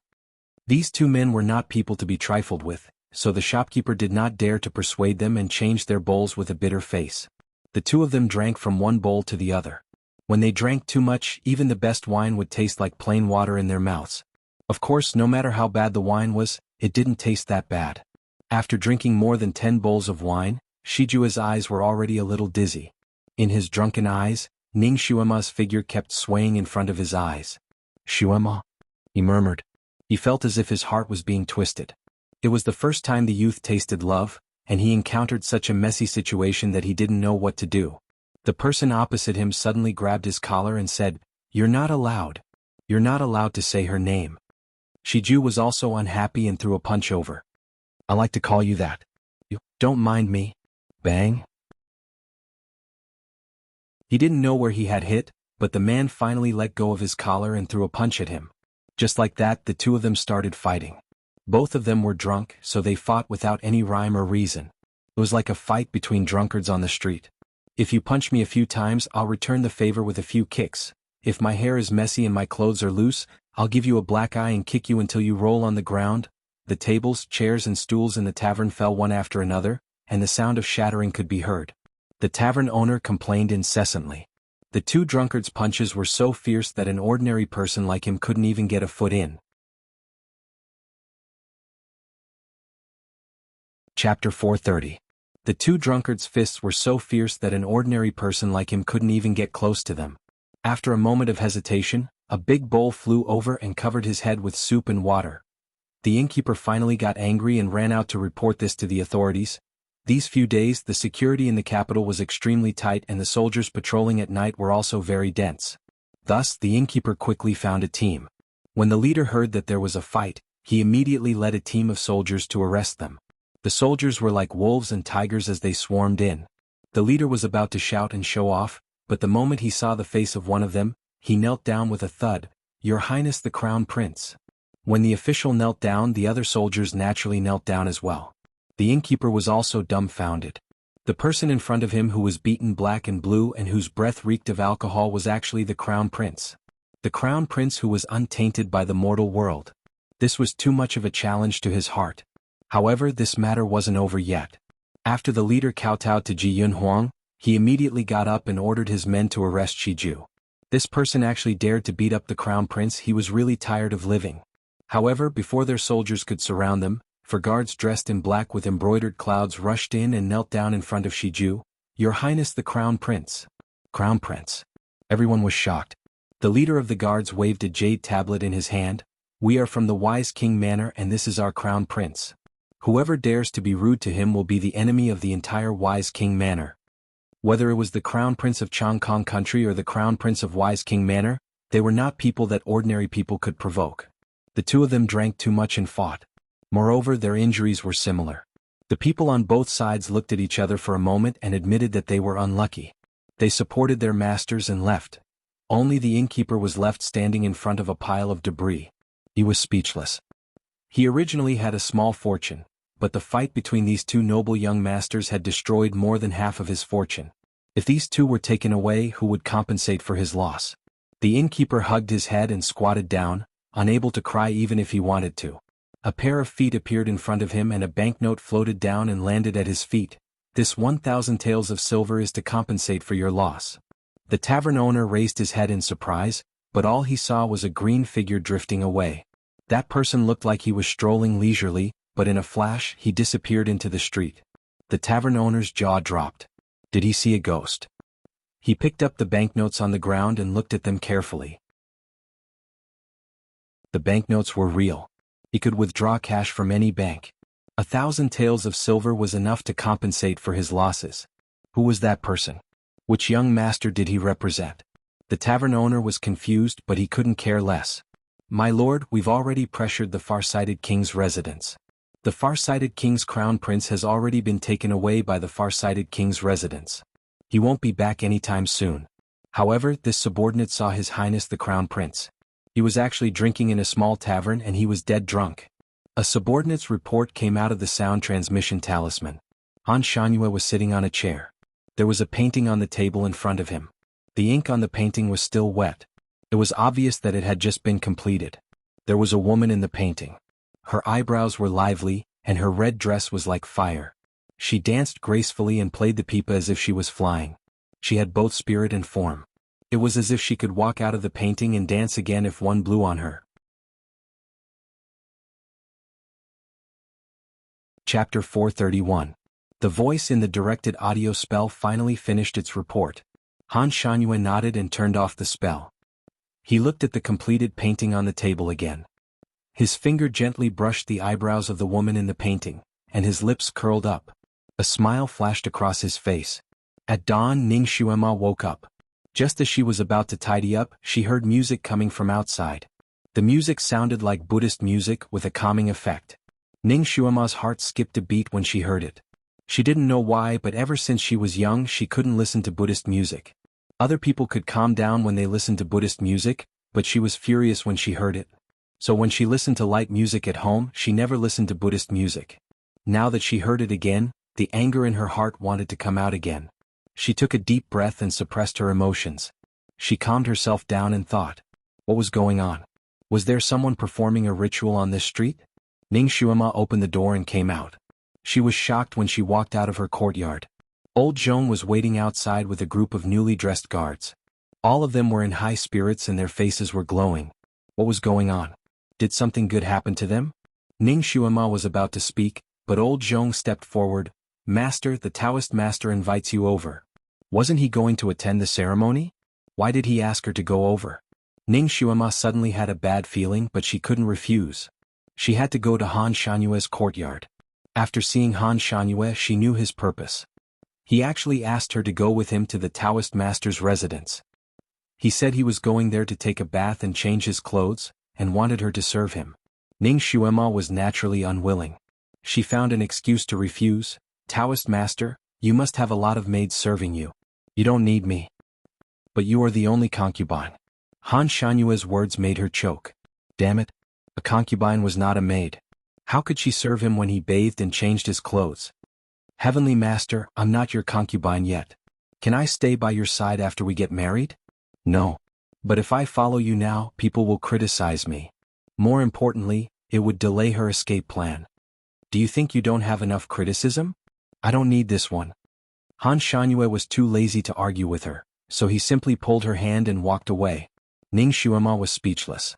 She could not continue to push and pull with him here so as not to provoke criticism. Moreover, she couldn't break free from his grip. Didn't this guy always have misophobia and disdain to have any physical contact with her? Why was he suddenly holding her hand this time? I haven't washed my hands. Ning Shuima wanted him to let go. Han Shanyue's fingers tightened slightly, but he had no intention of letting her go. He only replied, Go to the Celestial Master's residence to wash. Don't you dislike physical contact with people? She refused to give up. You'll have to get used to it sooner or later, Han Shanyue replied casually. Ning Shuima. Her heart skipped a beat. Did he mean that he would often have physical contact with her in the future? That's right. The day after tomorrow was their wedding day. If that day really came, would he really want to consummate their marriage? Ning Shuima secretly shuddered. Her desire to escape became even stronger. Although her soul was that of an adult, this little body was actually that of a young girl who was not even 14 years old. Her development was not complete yet. If they consummated their marriage, it would be very painful.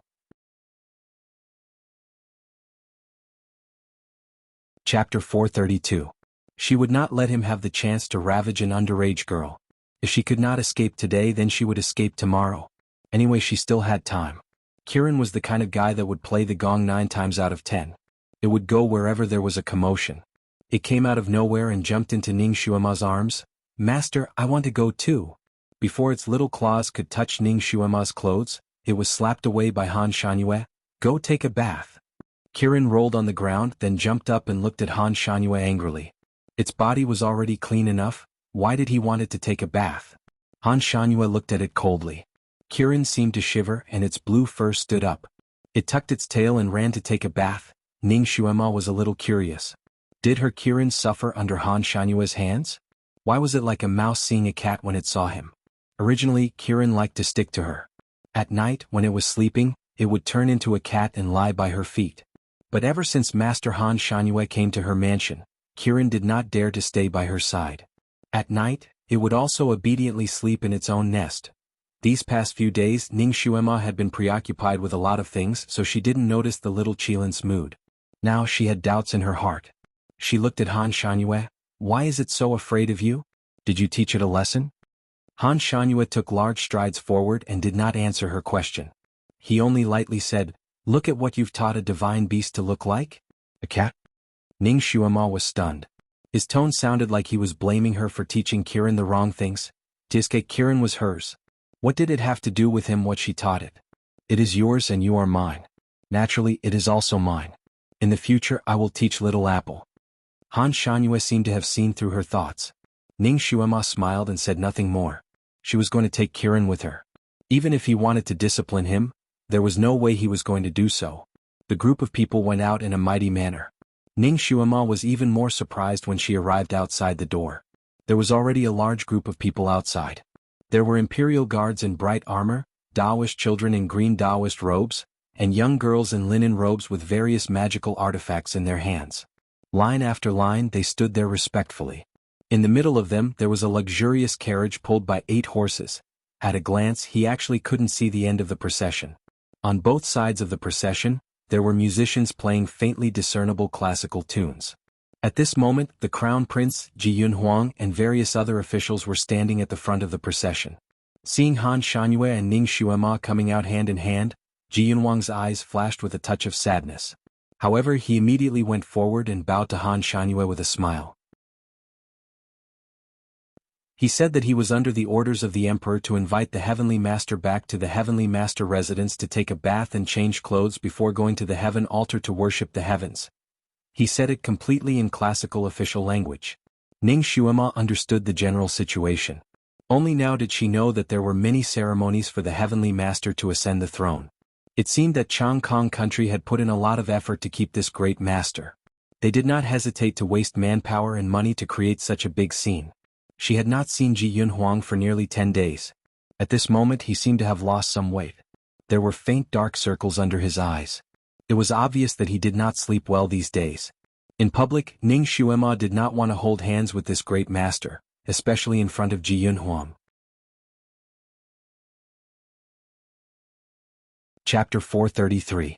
In public, Ning Xuema did not want to hold hands with this great master, especially in front of Ji Yunhuang. She subconsciously wanted to withdraw her hand, but Han Shanyue's grip on her fingers tightened.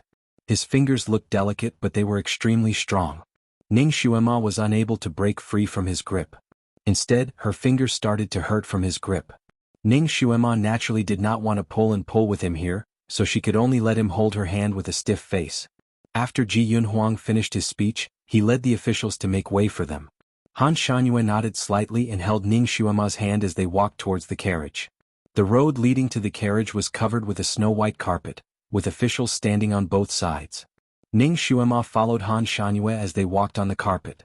It felt like a celebrity walking on a red carpet except there were flashing lights. This was not an ordinary luxurious scene. Although Ning Xuema was used to seeing the world at this moment, she still felt a little nervous. She knew that Lu Hinti valued this new great master very much, but she did not expect it to be to this extent. Looking at this scene, it was almost comparable to the Emperor's personal entourage. It was not much inferior to the Emperor's travel. She glanced at Han Shanyue who was beside her. His face was very calm, as if he was used to this kind of extravagance and did not care at all. Was it because he practiced martial arts and did not express his emotions, or was he already used to this kind of extravagance? The first one meant that he was very scheming, the second one meant that his identity was very high. A thought suddenly appeared in her mind. This Han Shanyue could not be the Emperor's incarnation, right? When this thought appeared, it made her tremble. Are you scared? Han Shanyue seemed to have sensed her inner thoughts and lightly turned his head to ask her a question. Ning Xuema's heart skipped a beat, but she smiled. A little. I haven't seen much of the world. You will get used to it in the future. Ning Xuema smiled and probed him. Heavenly teacher, you seem to be very calm. Could it be that you're already used to it? What do you think? Han Shanyue kicked the ball back. Lord Heavenly Master is unfathomable. How can mere mortals like us guess at will? You'll have plenty of time in the future. Just follow me and slowly guess. Damn it. This fellow's words were simply watertight. She was led by Han Shanyue to the front of the carriage. The style of this carriage could only be described with one word: low-key luxury.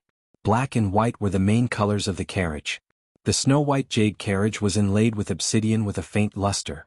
The shaft of the carriage was dark gold and emitted a faint fragrance. It was like a piece of jade. The sound of gold and the sound of jade echoed. Phoebe Jinnan. No, this material seemed to be much harder than Phoebe Jinnan. Her voice was also much nicer. This type of wood could be said to be worth an inch of gold. Normally it would be very extravagant to make a small ornament, but who would have thought that it would be used to make a carriage shaft? Sure enough, it was the royal family's generosity. It was extraordinary. The old emperor really spent a lot of money to keep people here. Ning Xuema suddenly felt that the 100,000 taels of gold she proposed to the old emperor was too little. She was about to board the carriage under everyone's gaze when a voice sounded from behind. Master, I'm coming. Kirin was like a blue light, rushing from behind like a whirlwind. Before it could reach her, it suddenly jumped and threw itself into Ning Xuema's arms. It missed its master's embrace so much. Woo. Chapter 434. Bang! Kirin was once again flung away by Han Shua's sleeves. This time it fell further and harder. Luckily it was a carpet.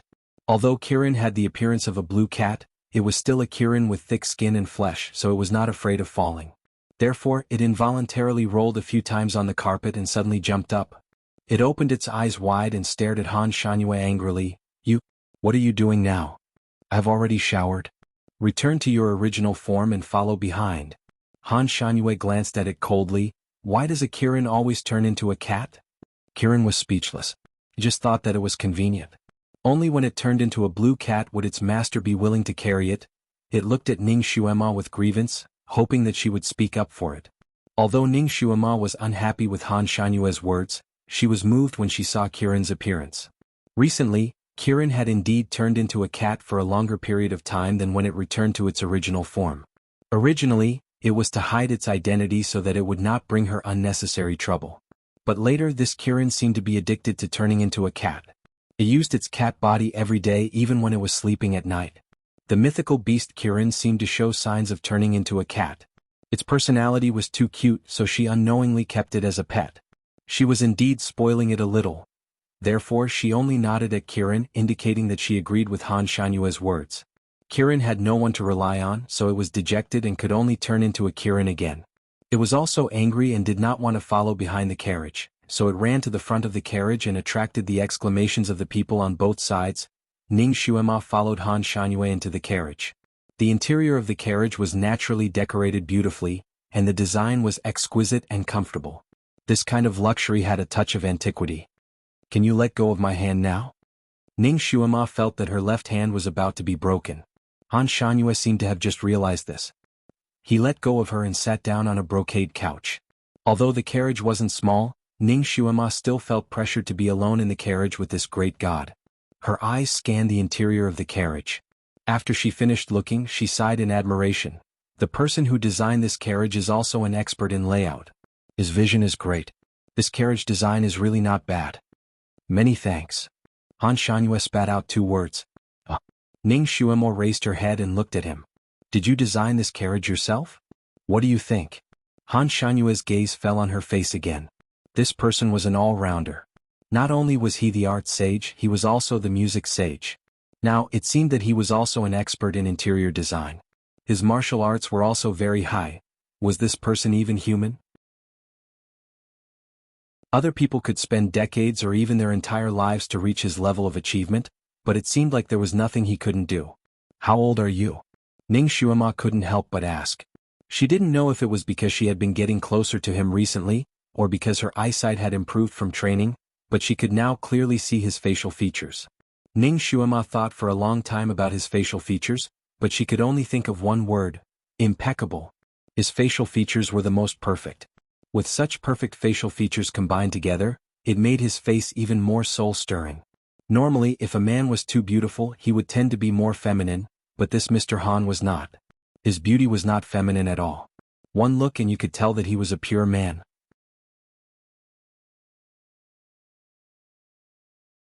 Chapter 435.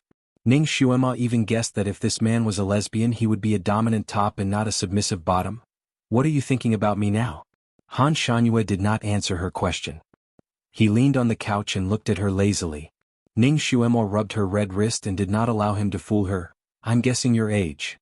How old do you think I am? You should be 70 or 80 years old, right? Ning Xuema asked tentatively. He looked like he was in his 20s, but judging from his temperament he was definitely not. And he seemed to have been famous for 60 years, his martial arts were so high he should have learned the youthful art like Yi Qingwan. Han Shanyue looked at her with deep eyes. 70 or 80 years old to you, is it young or old? Of course it's very old. Ning Xuema blurted out, at this age you can be my grandfather. Han Shanyue, grandfather? He repeated, then leaned back and said, then you can just call me grandpa from now on. Ning Xuema, then if she married him, wouldn't it be a grandfather-grandchild relationship? Although she would not marry him, it would be too much of a loss for her to call him grandfather from now on. Master Han, you look younger than a teenager. Calling you grandfather would make you old. I'll call you master from now on. Calling you master suits your style more. Whatever. Han Shanyue closed his eyes slightly. Master, I'm about to marry you but I still don't know your name. Ning Xuema wanted to find out more information. Han Shangyue suddenly opened his eyes. His deep blue eyes were abnormally deep as he stared at Ning Xuema. Ning Xuema felt her scalp tingle from his stare. What's wrong? Isn't my name Han Shangyue? Isn't Han Shangyue your stage name? Stage name? Han Shangyue seemed to be confused. You're the art sage. Don't most artists have stage names or pen names? Han Shangyue looked at her for a moment, then lay back down and closed his eyes again. He only said one sentence, "You think too much." Han Shangyue was indeed not his real name, but it had been a long time since anyone dared to call him by his real name. He himself had almost forgotten it. There was no need for him to tell this little girl his real name. After all, they wouldn't be together for too long. Ning Xuema did not believe that this was his real name. She always felt that his real name should be more prestigious. This name was suitable for an ordinary art saint, but it didn't match him. Forget it. Since he didn't want to talk about it, she didn't need to ask. She also wanted to have as little interaction with him as possible. This person was extremely dangerous. She had always kept a respectful distance from such people. Thinking of dangerous people, she couldn't help but think of the red-clothed evildoer, Shui Yilan. That bastard was kicked into the lake by her, and as expected, he didn't die. However, it was strange. Since that fellow had escaped danger, with his vengeful personality, why would he let her go for no reason and not harass her? Even if he didn't dare to kill her because of the oath, he would still take revenge, right? Why didn't he do it? Could it be that he was injured at that time? So he was recuperating these days and didn't have time to harass her? Or maybe he had something important to do so he let her go for a period of time? Or, Ning Xuemo raised her head and looked at Han Shangyue again. Her gaze was complicated.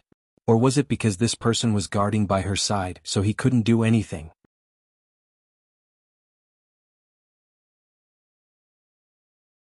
Chapter 436. What are you thinking about now? Han Shangyue felt that the little girl in front of him liked to be absent-minded. I'm thinking about the red-clothed evildoer. Ning Xuema had not regained her senses yet, so she casually replied. Ning Xuema was originally sitting across from him. Just as Ning Xuema finished her sentence, her body suddenly tightened. Then she abruptly leaned forward. Caught off guard, she crashed into his chest with a bang. Her nose bumped into his chest and it hurt a lot. Hey you dash! Ning Xuema was angry. She covered her nose and wanted to jump up. Her wrist suddenly tightened and she could not jump up. She could only lie on his body. She angrily raised her head and said, "What are you doing?" At this moment, their bodies were tightly pressed together. When Ning Xuemo raised her head, her small mouth almost touched his lips. She hurriedly leaned back and moved her face away from his face. However, this position was exceptionally close. They could hear each other's breaths. The unique smell of his body lingered around her nose, making her heart beat wildly. His eyes were like the deep blue sea. Their eyes were glued together. Ning Xuema had the illusion that she was going to drown in them. She could not move her eyes away for a moment. Master. Kirin seemed to have heard something. It slammed the door open and barged in. When it saw this scenery inside, it immediately covered its eyes with its two small paws and said, "I didn't see anything." It quickly rolled out. When it went out, it did not forget to use its two small paws to help them close the door of the carriage. Although the carriage had some soundproofing, it was not very obvious. Even a little bit of noise could not escape the ears of a martial arts expert. Ji Yunhuang led the civil and military officials to walk at the back of the group. When he saw Kirin go in and come out so quickly as if he had seen something that was not suitable for children, he tightened his grip on the reins again. His fingertips faintly turned white. The other civil and military officials were all smart people. They looked at each other and had a tacit understanding. It seemed that this heavenly master Han Shangyue was not completely against women. He had already done it with that little girl so quickly. He did not even let her go in the carriage. Inside the carriage, Ning Xuema was also speechless by Kirin's recklessness. Han Shangyue had already let go of her. She quickly got up and retreated a few steps. She leaned against the back of the carriage and glared at him. What do you mean by that? You are my concubine. You are not allowed to think about other men in the future. Damn it, when was she thinking about other men? Ning Xuema was about to retort when she suddenly thought of something and looked at him in surprise. You're not jealous, are you? Han Shangyue? He closed his eyes again. If you want to feel better, you can think of it that way. Ning Xuema decided to ignore him and didn't want to see his face again. She simply lifted the curtain of the carriage and looked out at the scenery. Both sides of the road had been washed with clean water, and the commoners who came to watch the show were blocked by soldiers stationed at every 3 steps. Countless envious and worshipful gazes landed on the carriage she was in. She glanced behind her, and her gaze met with Ji Yunhuang, who had just raised his head. Ji Yunhuang's face was slightly pale. He pursed his thin lips and turned his eyes away. Ning Xuema could not help but sigh in her heart. No matter what, she was destined to let down Ji Yunhuang's friendship. The carriage finally arrived at the Heavenly Master's mansion. Ning Xuema could not help but admire the power of the imperial family. In just a short period of 10 days, they were able to build such a mansion.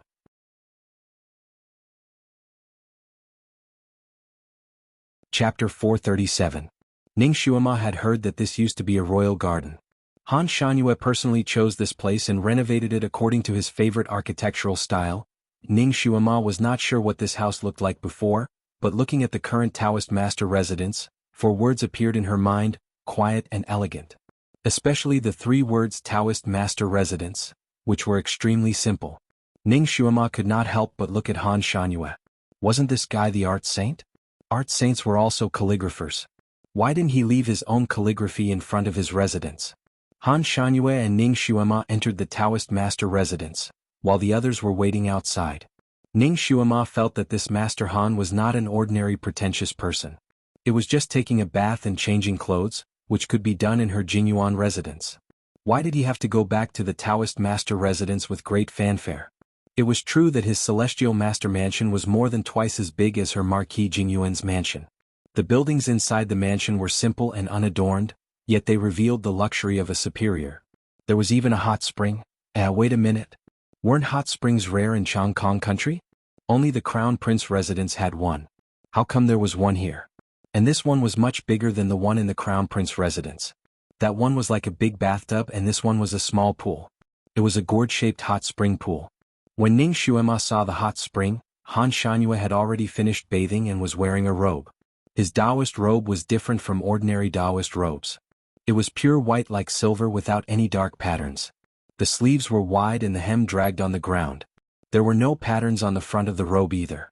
There was only an ink-black obsidian embedded in the collar, which tightened his collar and gave off an aura of abstinence for no reason. His figure was tall and handsome. His black hair was not tied up and casually draped over his shoulders. As he walked, his hair fluttered along with his robe. There was a row of maple trees on both sides of the hot spring. It was autumn and the maple leaves were like fire. When the wind blew, the fiery red maple leaves fluttered and danced around him. They rose and fell with his footsteps, but not a single leaf fell on his body, as if they were afraid of tarnishing his holiness. Ning Xuema could not help but hold her breath. No wonder the ancients created a phrase called, devastatingly beautiful. This person really had the capital to cause the downfall of a city. It made her heart skip a beat the moment she saw him, even though she didn't like little fresh meaty boys. He sat down on a nearby jade stool and crooked his finger at her. Come here. His lazy posture unexpectedly revealed a bit of charm. Ning Xuema shot him a glance, but she still calmly walked over. What are you doing? Didn't I ask you to do my hair?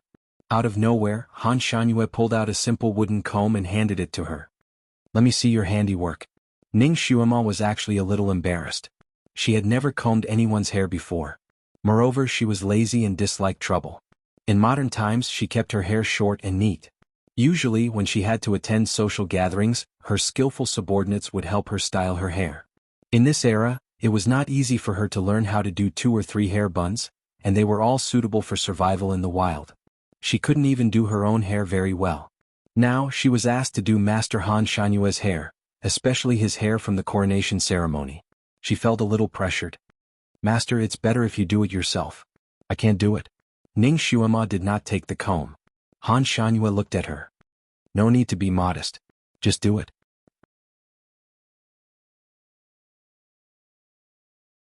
Chapter 438. He wasn't being modest at all.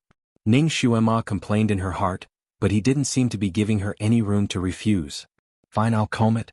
Ning Xuema took the comb and stood behind him to comb his hair. His hair was as black as ink and as cool as water. The wooden comb could slide down to the top of his head. It felt good to hold it in her hand. Ning Xuema touched his hair and thought about her own hair. Damn it, her hair wasn't as good as this man's. She was a nimble worker. She quickly tied up his hair and pinned it with a cold jade hairpin on the table. His hair was done. She took a step back and looked at him. Her expression was a little twisted and she felt a little guilty. Han Shangyue seemed to have noticed something from her expression. Out of nowhere, he pulled out a quaint mirror and casually looked at it. The veins on his forehead throbbed. His hair was indeed combed into a bun, but the bun was a little big like a ball lying on top of his head. She had also taken the initiative to let down a ring of his hair, which fell here and there in a messy way. This hairstyle, it was unbearable to look at. Han Shangyue had never been so ugly in his life. This girl did it on purpose, right? She was obviously not a normal person with good hands. He took off the hairpin on top of his head and let the ball of hair fall down again. Comb it again. If you don't do it well, I'll shave your head bald. This was an original threat, but it was very effective on Ning Xuema. She was someone who liked to look beautiful. If her head became bald, she might as well bang her head against the wall. I really don't know how to. I've never combed anyone's hair. Why don't I call a good maid for you? She believed that many girls would be willing to do this. Han Shangyue looked at her lightly. I only allow concubines to comb my hair. Maids can't do it. So fussy. Ning Xuema blurted out, then why don't you take a maid to comb your hair as a concubine? None of them are destined to be alone. I can't bear it. Han Shanyue's voice was still faint. In other words, he only wanted to harm her? He didn't feel guilty for harming her to death? This bastard really didn't have good intentions towards her. Ning Xuema was too lazy to talk to him anymore. She combed his hair again. This time there was a mirror in front of him. He saw Ning Xuema's every move behind him. He would give her pointers from time to time. In the end, he couldn't stand it and held her wrist to teach her how to do it step by step. His palm was warm and dry, completely wrapping around her small hand. That warmth seemed to be transmitted directly to her body through his palm. Ning Xuema suddenly felt somewhat hot, and her heart skipped a few beats. Finally, under his guidance, she managed to fix his hair. He looked in the mirror and nodded. This time's timed. To practice STS's hair. TTT like the last time. And there was no. This time she would choose to disguise herself and escape. She had already arranged all her escape routes. She looked at the gourd-shaped hot spring not far away and was puzzled. Is this hot spring natural? Han Shanyue didn't answer her question. Instead he asked, are you going to the altar with me? Or are you going to wait here in the hot spring? Ning Xuema was worried that he would keep dragging her down. Now that she had a choice, of course she chose the latter, the hot spring.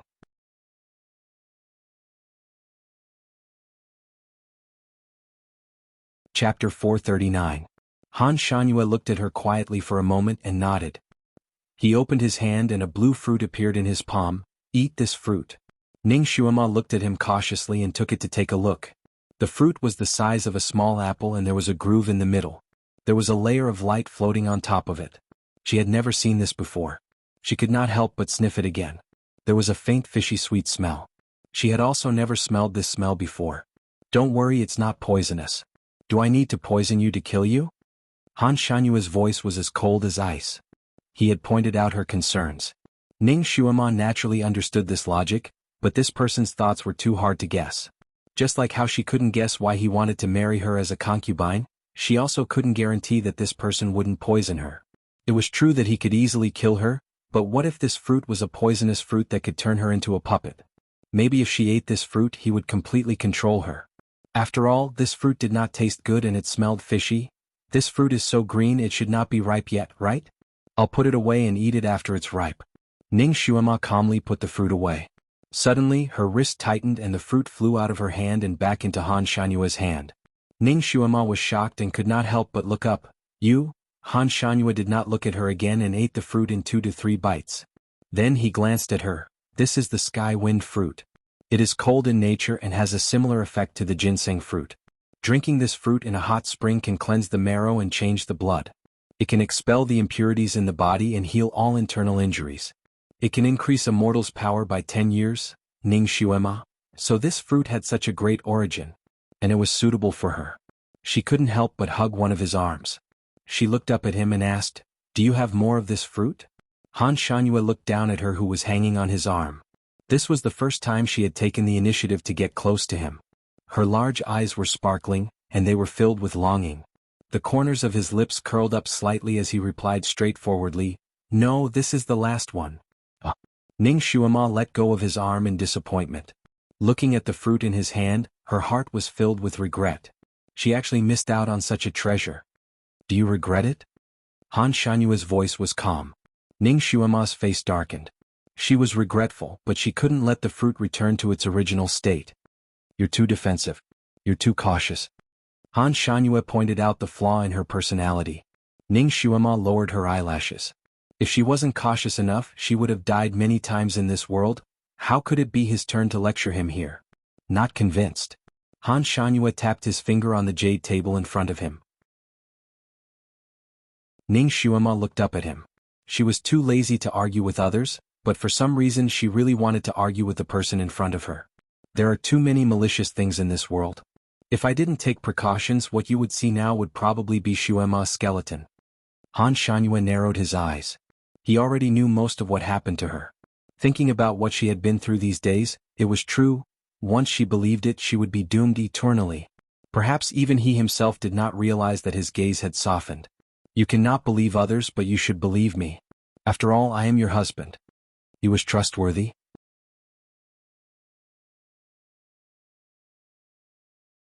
Chapter 440.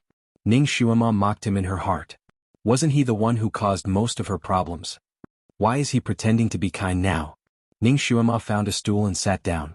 She pursed her lips and said, "You said that I was a jinx and was despised by everyone in the city?" Han Shanyue's eyes flickered, but he didn't say anything.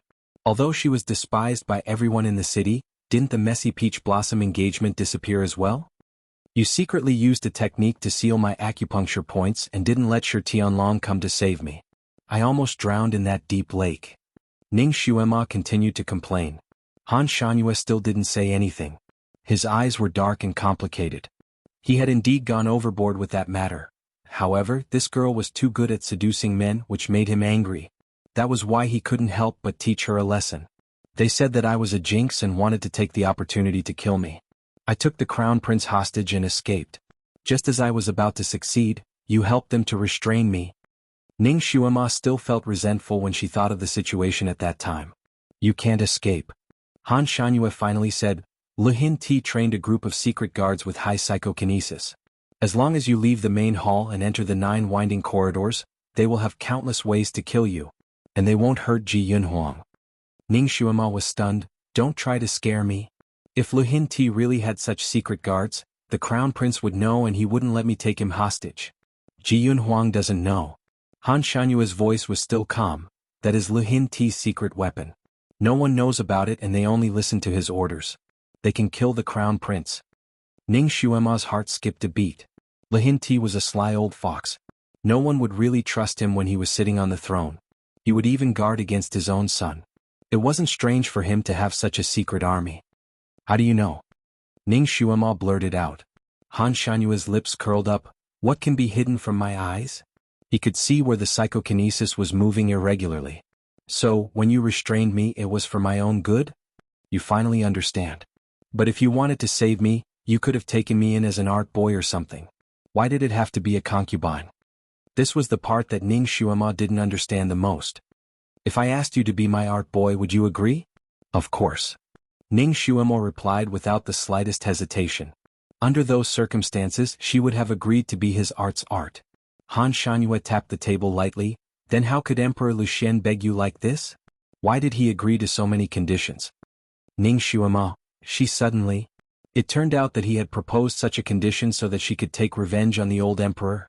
As saying that it all of this for me? It's good that you understand.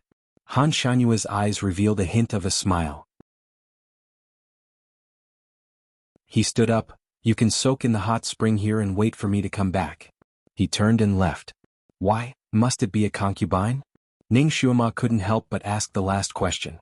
"Why not a wife?" "Because I only need a concubine."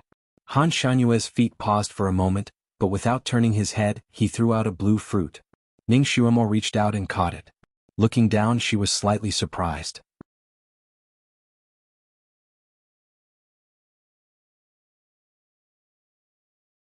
Chapter 441. This fruit was exactly the same as the one just now. Could it be that the fruit he ate was just a trick? Ning Xuema held the fruit with mixed feelings. You don't have to believe others, but you can try to believe me. Han Shangyue threw down these words lightly and left with his sleeves fluttering in the wind. Ning Xuema ate the fruit and took off her clothes to soak in the hot spring. The bottom of the hot spring was paved with sparkling and translucent jade stones. Stepping on them was like having a foot massage. The sides of the hot spring were also inlaid with jade stones. She felt very comfortable leaning on them. After soaking in the water for a while, she could feel a faint electric current flowing through her 8 extraordinary meridians through the pebbles. After eating the fruit, she felt that her stomach was a little cold, but after soaking in this special hot spring, the cold and hot intertwined and slowly balanced out. The qi in her body flowed faster, as if there was a clear ice spring washing her meridians, driving all the impurities out of her body. This feeling was very comfortable.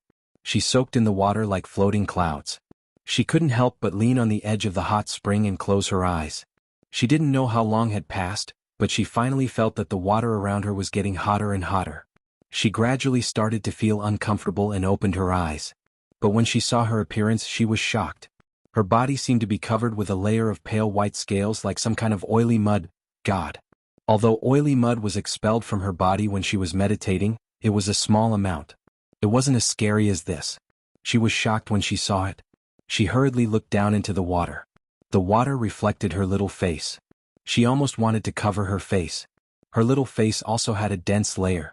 Even the bottom of her hair had a layer. Damn, I can't look anymore. She hurriedly splashed the water to wash off. Not bad, these scales could be washed off slowly as long as she used a little force. She thoroughly washed herself in the hot spring from head to toe, washing off all the scales and oily mud. Finally, her jade-like soft skin was revealed. After thoroughly washing, she found that her skin seemed to be more translucent and smooth. Under the sunlight, it shone like a pearl, making her eyes almost pop out. She couldn't help but splash a handful of water. The water droplets scattered in all directions under the sunlight, shining with a rainbow light. She was only 22 years old in her previous life, an age brimming with enthusiasm. At this moment, her heart was filled with joy, and she finally let go of the uncertainty in her heart, revealing her childlike nature.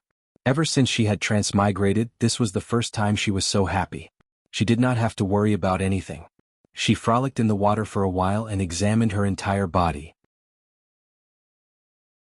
The more she looked, the more she liked it. Over the past few days, she had been injured many times. Her body had been bruised, and there were even a few calluses on her palms. Now, all the scars had disappeared, and her small hands had become incomparably soft and smooth. Not a single callus could be seen, and they were as white and tender as scallions. The effect of the hot spring water was so obvious that she wanted to soak in it for a while longer. However, the hot spring water became hotter and hotter until it became unbearable. Only then did she reluctantly climb out. When she was putting on her clothes, she found another problem. Her clothes were too short and too small. No, it should be that she grew taller again. His body had also truly developed. This caused Xuema to be very surprised.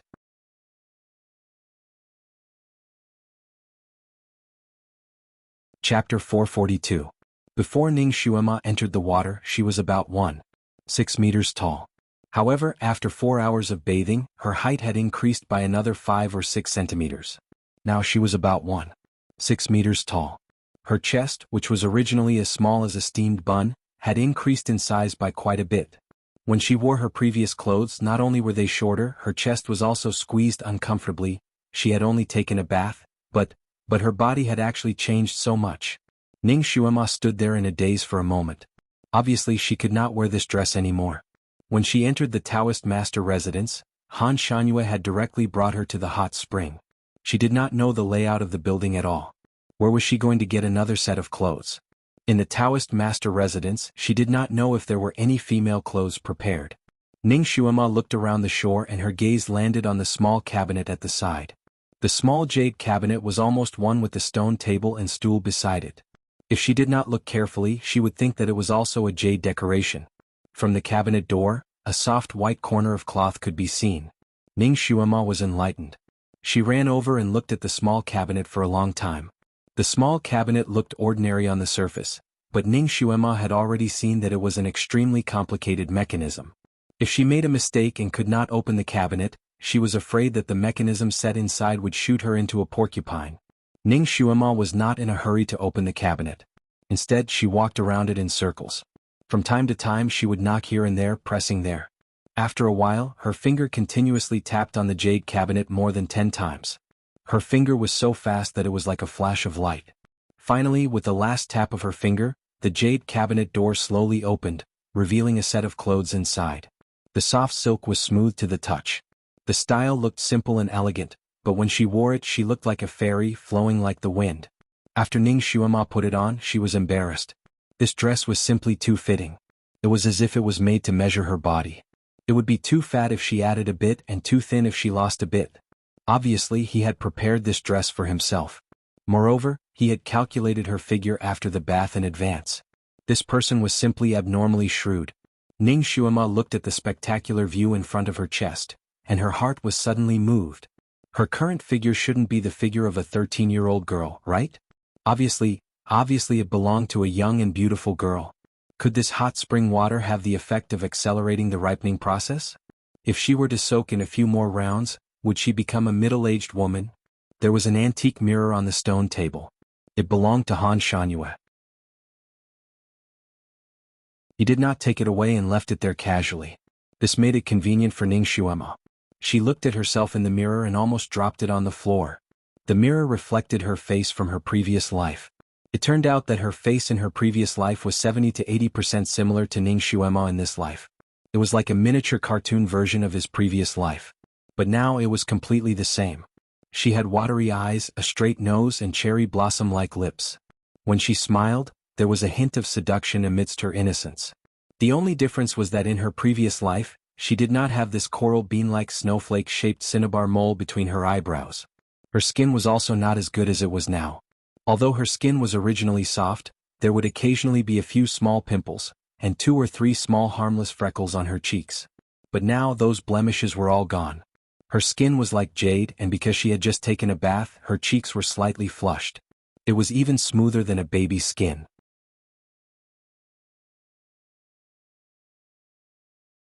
Chapter 443. She couldn't help but look at the hot spring. What kind of spring water was this? It actually restored her appearance from her previous life. Right now, she looked like a 16 or 17-year-old girl. She was like a willow branch in spring about to bloom. She turned around in a circle, her moonlight white dress fluttering in the wind. Under the sunlight, it seemed as if her dress was dancing. Ning Xuema touched the cloth. She wasn't unfamiliar with it.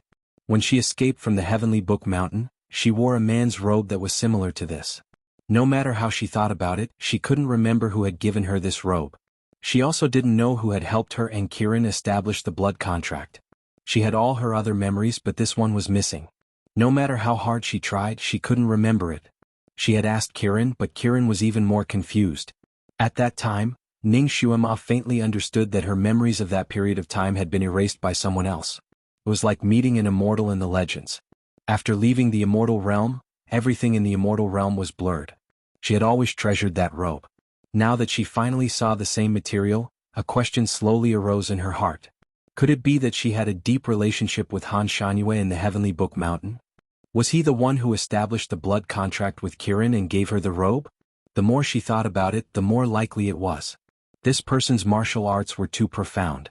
Perhaps he really had reached the first level of the Heaven Realm. Could it be that he and the ancestor were the same kind of people? Or perhaps they were originally the same person? She shook her head, thinking that it was impossible. The ancestor didn't seem to be that free. Moreover, the ancestor was said to be otherworldly. He definitely wouldn't want to take in a concubine. This didn't make sense. Perhaps this Master Han Shangyue was really a hermit, just not as flashy as the ancestor. She raised her head to look at the sky. The sky was high and the clouds were light. The sky was blue like a mirror. The sun had already moved to the center of the sky. It was almost noon. At this time he should be on the altar to worship the heavens. Luhin Ti had created such a huge scene for the worship of the heavens this time. Those soldiers and whatnot would definitely be guarding the altar. The defenses in other places would definitely be lax. This was the best time for her to escape. If she missed this opportunity, she might not have another chance in the future. She lowered her eyes and looked at the beautiful dress she was wearing. She sighed inwardly. This dress was beautiful, but it was too eye-catching. If she wore this dress on the streets, she would obviously become the center of attention. It was better to find another dress to wear. Ning Xuemo ran out without even realizing it. When she was about to run out of the courtyard's moon gate, she seemed to have bumped into something transparent. However, before she could react, her body had already passed through. She turned around and looked at the door in surprise. There was nothing on it. Was that an illusion? Master. Kiran appeared out of nowhere. Just as she was about to jump into Lin Sanjiu's arms, she paused and looked at Lin Sanjiu with her big eyes. Master, you're finally out. I thought you had fainted inside and was extremely worried. Why don't you go in and take a look? Ning Xuema was puzzled. There is a barrier in this courtyard. If I go in, he will definitely notice me. He threatened me not to go in. Otherwise, he will send me to some barren mountain or river to train. He won't let me see Master again. Kiran felt even more wronged. Ning Xuema was speechless.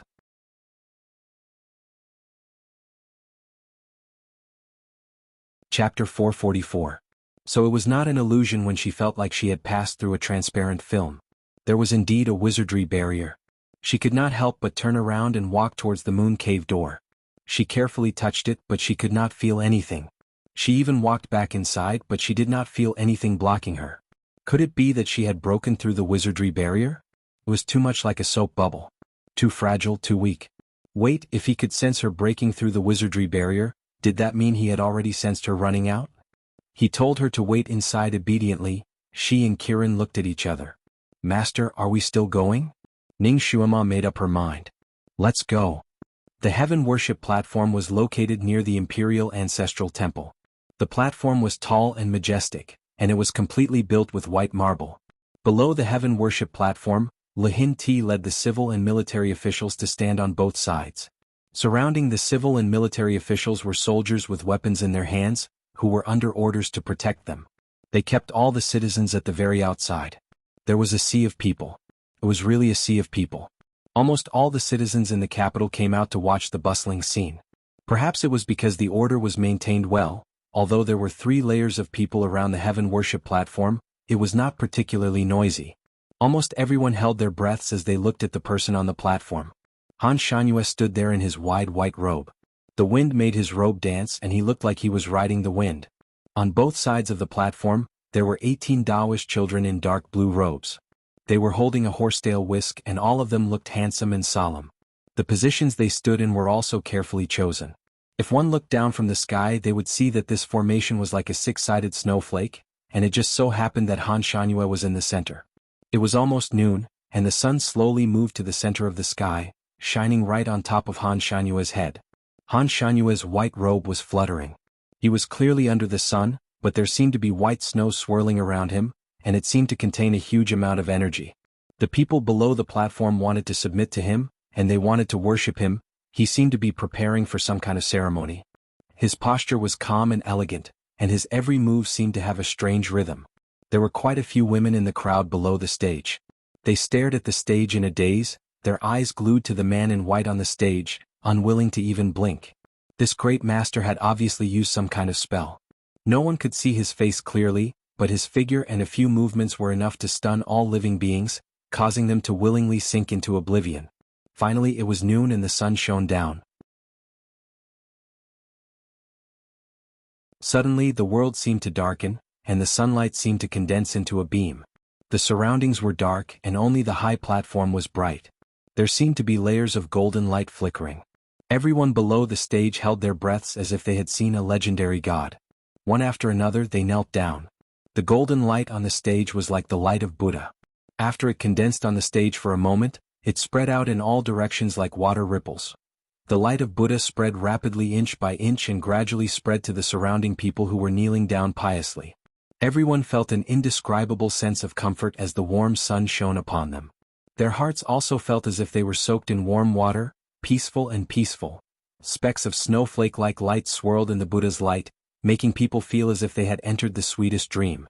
Excitement, joy, peace. The people who were illuminated by the light of Buddha began to burst into joyful cheers.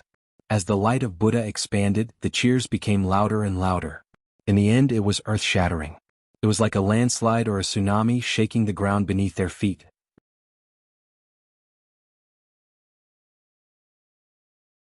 Chapter 445. Han Shangyue stood motionless on the stage. Just as the cheers were about to erupt, he clapped his hands together. The crowd's cheers seemed to be surrounded by an inexplicable force, condensing into a line.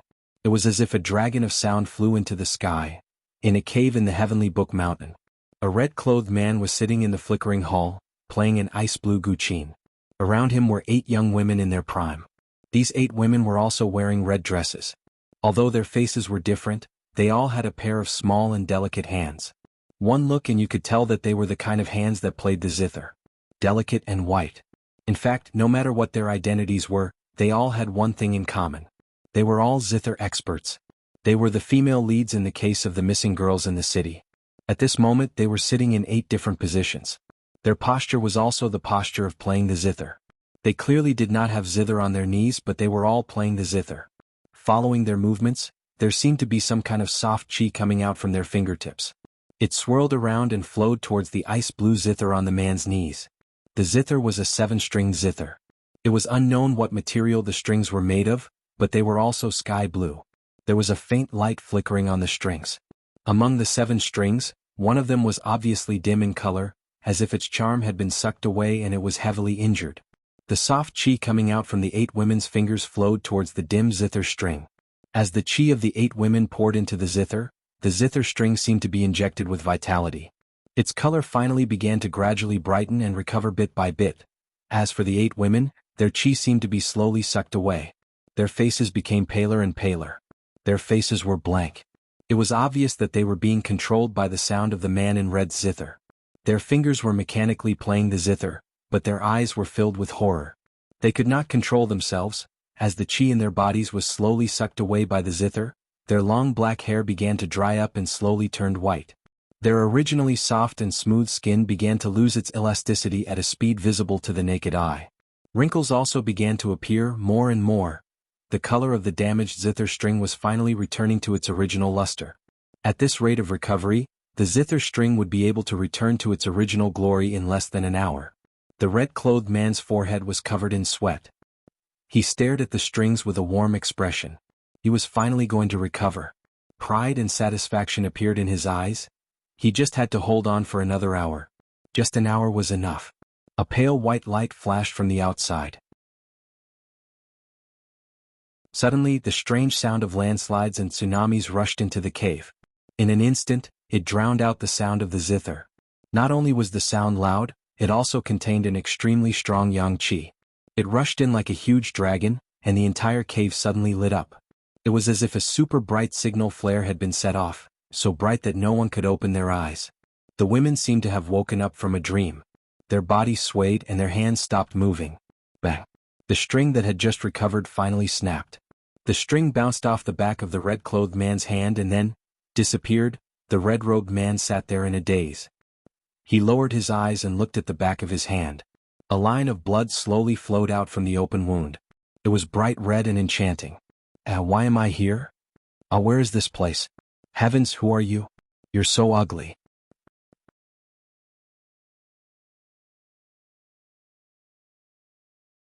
Chapter 446. The women had already stood up. They were obviously not in the right state of mind. They looked around with a face full of surprise.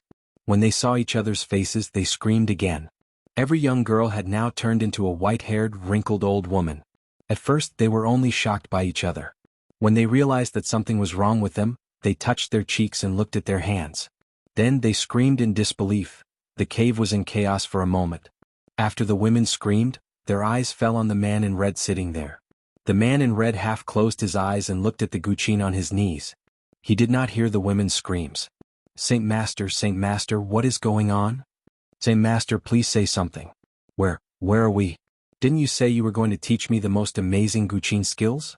Saint Master will not teach an ugly monster like you. Saint Master said he was going to teach me. The women started to quarrel again. The man in red slowly raised his head. When the women saw his face, they opened their eyes wide in shock. Saint Master, what happened to you? The man in red had blood on his lips. His pair of spring green eyes were also blood red. He smiled slowly and said, "You are too noisy." His voice was gentle, but his actions were ruthless. He made a move with his palm. His body was still in the same place, but the 8 women seemed to have their necks grabbed and flew to the stone wall behind them. Then they unwillingly kicked their legs and stopped moving. The man in red kept his guqin and slowly stood up. His face was as pale as a ghost, but his eyes were as red as a demon's. He wiped the blood on his lips, coughed twice and walked out. As he walked out, the cave behind him rumbled and collapsed. In the end, the entire cave disappeared, and the mountain wall returned to its original state. Who would have thought that there were 8 women with great guqin skills buried in this solid cliff? The man in red coughed twice and looked up at the sky. The sky was clear and the sun was slightly away from the center. The man in red slowly clenched his fingers in his sleeves. Han Shanhua. Han Shanhua. Who the hell is this guy? He was actually able to counter his soul-chasing zither. Not only did he ruin his plan that day, but he also ruined his plan to restore the zither strings today. Who would have thought that he, Shui Yilan, would encounter such a powerful opponent in the human world? This was truly beyond his expectations. That person was actually able to mobilize the yang qi of the people in the city to fight against him. Not only did it destroy another string of his zither, it also injured him. This place was obviously not safe, so he had to leave first. On the altar, the thunderous applause and cheers finally stopped, and the world regained its former brightness. The white-robed, black-haired heavenly master had a calm expression on his face. He stood upright like a mountain and walked down the high platform step by step. The crowd automatically dispersed to the sides like a tide, and then knelt down and kowtowed again. If he had any doubts about this heavenly master's ability in the past, all his doubts were swept away now. This heavenly master had the power to change the world. With such a heavenly master in the vast sky nation, why would they be afraid of demons and monsters? This heavenly master's ability is probably not inferior to that of the most mysterious overlord, right? Everyone's face was filled with fanatical joy, and they could only kneel down and kowtow to express their respect. Luhin-Ti was naturally elated.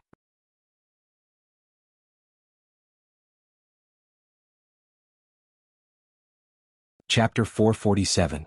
Luhin-Ti was naturally elated. Suddenly, she felt that the humiliation of agreeing to Ning Xuema's conditions was worth it. He led the civil and military officials to greet Han Shanhua. Han Shanhua nodded slightly and said, "The Guqin demon will not come for the next 2 months." Luhin-Ti's eyes lit up. He had been on tenterhooks for the past few days. He always felt that the red-clothed Guqin demon's blade of death was hanging over his head and would fall at any moment. It was not an ordinary worry.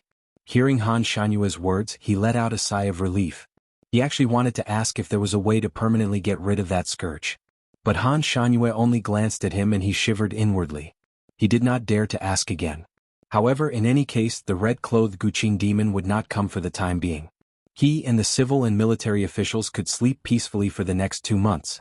Not far away was the carriage specially prepared for the heavenly master. Han Shanhua rejected the banquet that Luhin-Ti had specially prepared for him. His sleeves fluttered as the people on both sides bowed to him and walked directly to his carriage. After getting on the carriage, he raised his hand and looked at the unremarkable jade ring on his finger. The ring, which was originally lustrous and glossy, was now somewhat dull. It was as if the outer layer of the ring had been broken. She did not listen to him and ran away. She broke the enchantment when he was concentrating on casting the spell and almost caused him to be injured. Was it a coincidence? Or did she do it on purpose? He lowered his eyes for a moment and took out a talisman from nowhere. When the talisman faintly lit up, he asked, "Where is she now?" A crisp voice immediately came from the talisman. Reporting to Dizwa, she has already left the city. The Qilin divine beast has changed into a horse. A blue horse? No, Dizwa, she should have put on makeup for the Qilin divine beast and changed its fur color. It is now a red horse. Red horse? Han Shanhua pursed his lips. It seemed that she was very fond of red. Dizwa, she has also changed her appearance. She now looks like an ordinary man. She was accompanied by a man. The charm continued to report to him. Han Shanhua didn't say anything, but the temperature in the carriage seemed to have dropped. Dizwa, do you want to capture her? A moment later, Han Shanhua's cold voice rang out, "No need, let her be." The other party didn't seem to have expected such an answer. After a pause, he said, "Then this subordinate will continue to follow her. If necessary, no need." Han Shanhua spoke 2 short words again. His voice was flat as he added a few more words, "Don't bother about her anymore." "Yes." The other side responded. The voice transmission talisman dimmed and returned to Han Shanhua's palm. He supported his head with his hand and closed his eyes. "Ning Xuema, you missed this opportunity." I hope you won't regret it in the future. Just as the carriage drove out of the crowd, a shadow glided across the sky. Amidst the surprised cries of the crowd, a beautiful long-necked white swan descended and landed not far in front of the carriage, blocking its path. Who dared to block the path of the new celestial master? Everyone turned to look at the gigantic white swan, and they were all stunned. Two people jumped down from the back of the white swan. One of them was an old man with a white beard. He had a ruddy complexion and white hair. The other person was a young girl who looked to be about 15 or 16 years old. Her appearance could only be described with one word: stunningly beautiful.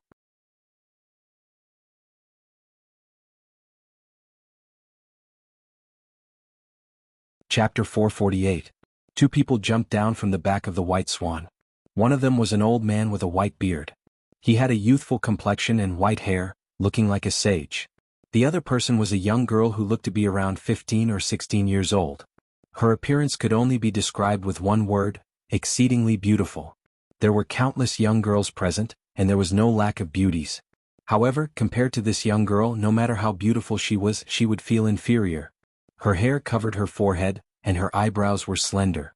She was elegant and refined, as if she was isolated from the secular world. What was even rarer was that this young girl's body seemed to be surrounded by a faint layer of mist. Some of the more knowledgeable people exclaimed in a low voice, "Earth Stage Level 7. She has already cultivated to Earth Stage Level 7. Their voices were filled with disbelief. Only when one's psychokinesis reached Earth Stage Level 7 would there be such a layer of mist around the cultivator's body.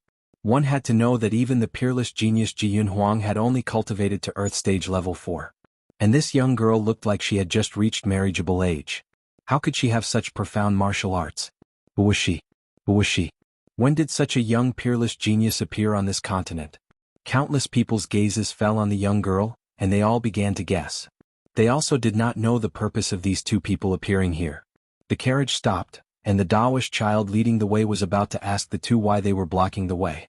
The old man cupped his hands towards the carriage and said, "Is this Master Han? The master of the Tianqing Castle wishes to see you." "Grandpa, Tianqing Castle." Gasps could be heard from the crowd. The Tianqing Castle was the second largest family on this continent. Its reputation was not inferior to the wise king's mansion. It was also passed down through the family. Although its reputation was below the wise king's mansion, in the hearts of the people on this continent, the Tianqing Castle was more respected than the wise king's mansion. There was no other reason. The Tianqing Castle had many alchemists, many godly doctors. According to modern times, they were a family of godly doctors. In this world, doctors were a very rare profession, and those who could be called godly doctors were even rarer. However, almost everyone in the Tianqing Castle studied medicine, and everyone was a genius in this field. Their extremely mysterious secret recipe was said to be able to revive even the dead. When Ji Yunhuang was heavily injured, Lihin Ti had also tried to go to the Tianqing Castle to ask for help. However, the Tianqing Castle was too far away from the vast Sky Empire, so before the vast Sky Empire's envoy could reach the Tianqing Castle, Ji Yunhuang had already been treated by Ning Xuema. Doctors were people that no one in this world wanted to offend. Naturally, Tianqing Castle was even more so. Normally, any servant sent by the Tianqing Castle would be treated as a VIP by the nobles of the various countries. But now, the lord of the Tianqing Castle, who rarely showed his face in the martial arts world, had personally appeared. Then the young girl beside him must also have an extraordinary background, right? Also, this Mr. Han's background is too great. The lord of the Tianqing Castle also bowed to him respectfully. One had to know that this old man was famous in the Jianghu for having his eyes on the top of his head and looking down on everyone. "What's the matter?" Han Shanyue's cold voice finally came from inside the carriage. "Mr. Han, is it convenient for you to come out and meet me? This old man has a treasure to offer." The lord of the Tianqing Castle continued to bow. The young girl beside him blushed slightly and pursed her lips. She seemed to be a bit embarrassed and a bit annoyed. The beauty was angry, and under the sunlight, her beauty was shocking. Many of the men present were dumbfounded by this scene. A treasure that the lord of the Tianqing Castle personally gave out must be shocking. Everyone looked at the empty-handed lord of the Tianqing Castle, and then looked at the young girl beside him. Some people were lucky and suddenly guessed what was going on. Could it be that the lord of the Tianqing Castle wanted to offer this young girl to the new heavenly teacher?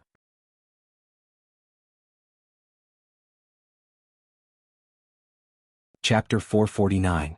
Luck with Women. What luck with women? But the Heavenly Master didn't seem to be interested in women. In all these years he had only asked for a marriage once, and the person he asked for was Ning Xuema, but the girl in front of them was a rare beauty. No man could resist her charms, right? The Heavenly Master had just taken in Ning Xuema, so it was not impossible for him to take in another one. Everyone's curiosity was ignited, and they all looked at the tightly shut carriage. It's not convenient. No one expected Han Shangyue to give such a straightforward answer. He seemed to have given some order to the child driving the carriage, and the child started the carriage again. The lord of the Tianqing castle also didn't expect such an answer and was stunned. He didn't dare to block the carriage's path and could only move to the side. However, he didn't give up and couldn't help but say, "Master Han, I am here to repay my debt. I will never forget the debt of saving my life. This treasure was specially prepared for you, and I have raised her for 18 years. Now that she has matured, I dare to present her to you." When he said this, it was obvious what the gift was. The girl's face turned even redder and she bit her lips even harder. Her cherry-red lips were almost white from her biting. Lu Hin-ti also heard the guard's report, and rushed over with the crown prince. Lu Hin-ti's face didn't look too good at first. When he heard the guard say that the lord of the Tianqing castle had come all the way here to give Han Shangyue a gift, he felt that something was wrong. He was afraid that the gift was too valuable, and that the Heavenly Master would be taken away by the Tianqing castle again. When he got closer, he heard the lord of the Tianqing castle say something about repaying his debt, and he let out a sigh of relief. He was only here to repay his debt and not to take him away. As long as he wasn't here to steal his girl, then it was good. His face finally returned to normal. He was also an old fox, and when he heard the lord of the Tianqing castle, he knew that the gift was the girl and couldn't help but look at her. This girl's appearance wasn't any worse than the current Ning Xuema. It could be said that the spring orchids and autumn chrysanthemums all had their own characteristics. But what was with the 18 years of nurturing? And it was specially prepared for Han Shangyue. Then he thought of the Tianqing castle's medicine refining skills, and a bold idea suddenly floated into his mind. Could it be that this girl was a cauldron specifically for men to use to replenish their young? Legend had it that there was such a woman in the world who could practice a special kind of martial arts and had special abilities. Her cultivation may not be very high, but once she had intercourse with a man through a special method, she could greatly increase her psychokinesis. It was more effective than any elixir. However, in this world there were very few women who possessed such a physique. Even Lu Hin-ti, who was used to seeing beauties, had only heard of them but had never seen one. Now he couldn't help but size up the girl again. His heart was moved again. If this girl was a super big cauldron, then she would be a good match for his son. Perhaps his son's martial arts would recover soon, and he might even be better than before. He glanced at Ji Yunhuang who was beside him. This brat had been gloomy for the past few days. He had always been a man of few words, but he had been scarily silent these past few days. According to the reports of the servants, this precious son of his would often get drunk in the middle of the night. Many times when he came to see his father, he reeked of alcohol.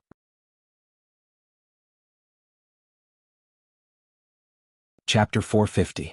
At this moment, Ji Yunhuang, who had been expressionless all this while, also looked at the young girl. His eyes seemed to flicker. Could it be that this brat had fallen for this young girl? Lu Hin-ti did not know if he was happy or worried. This son of his was a genius and had always been arrogant. He did not care about any woman. It was with great difficulty that his heart was moved, and it was still towards that heavenly calamitous lonely star Ning Xuema. Even he could not stop him. Fortunately, that jinx had been chosen by the Heavenly Master.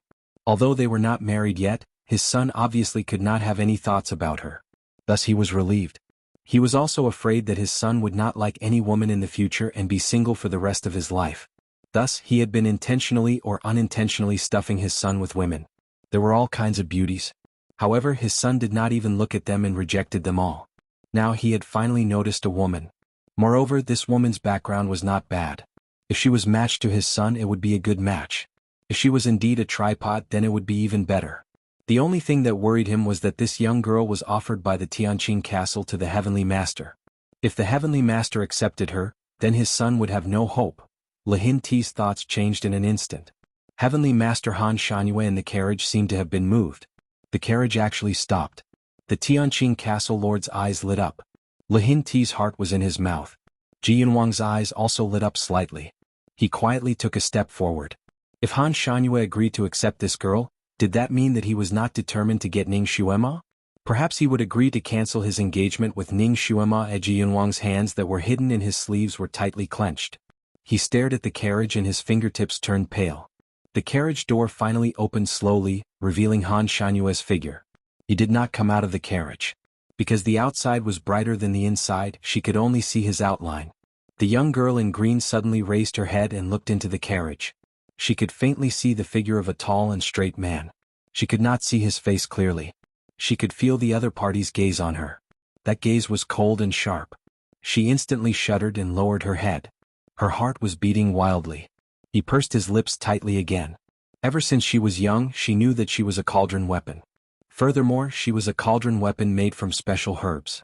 She was specially prepared for a man named Han Shanyue. Every day she was forced to practice martial arts.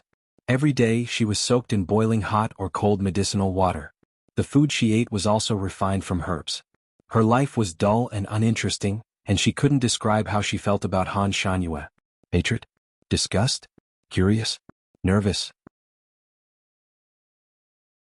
It seems that every emotion has some. She thought that this Han Shanyue would be an old man, but she didn't expect him to be such a cold and elegant person. Her heart was beating wildly, but she had no choice but to lower her head. She knew that Han Shanyue would take her in. After all, this great master also knew medicine. He knew how rare and hard it was to get a spirit medicine woman from the Tianqing castle, and how beneficial she was to him. Spiritual medicine woman? Han Shanyue finally opened his mouth again. He was indeed someone who knew what was good for him. That's right. The Tianqing castle lord revealed a proud expression. He was still very respectful. This girl is this old man's youngest daughter. Not only does she meet the requirements of being a spirit medicine woman, but she is also a genius in telekinesis. Her telekinesis has already reached Earth rank level 2, and her effects are even stronger. His tone did not sound like he was talking about his daughter's merits, but rather like he was promoting medicine. You're tuning in to the Han Li's Wuxia Adventures YouTube channel. We're so grateful for your support, and don't forget to subscribe to join us on this incredible journey through captivating stories. Your generosity through donations truly makes a world of difference, as it's the primary source of revenue that allows me to expand and enhance this channel for you. Thank you from the bottom of my heart for being a part of this adventure.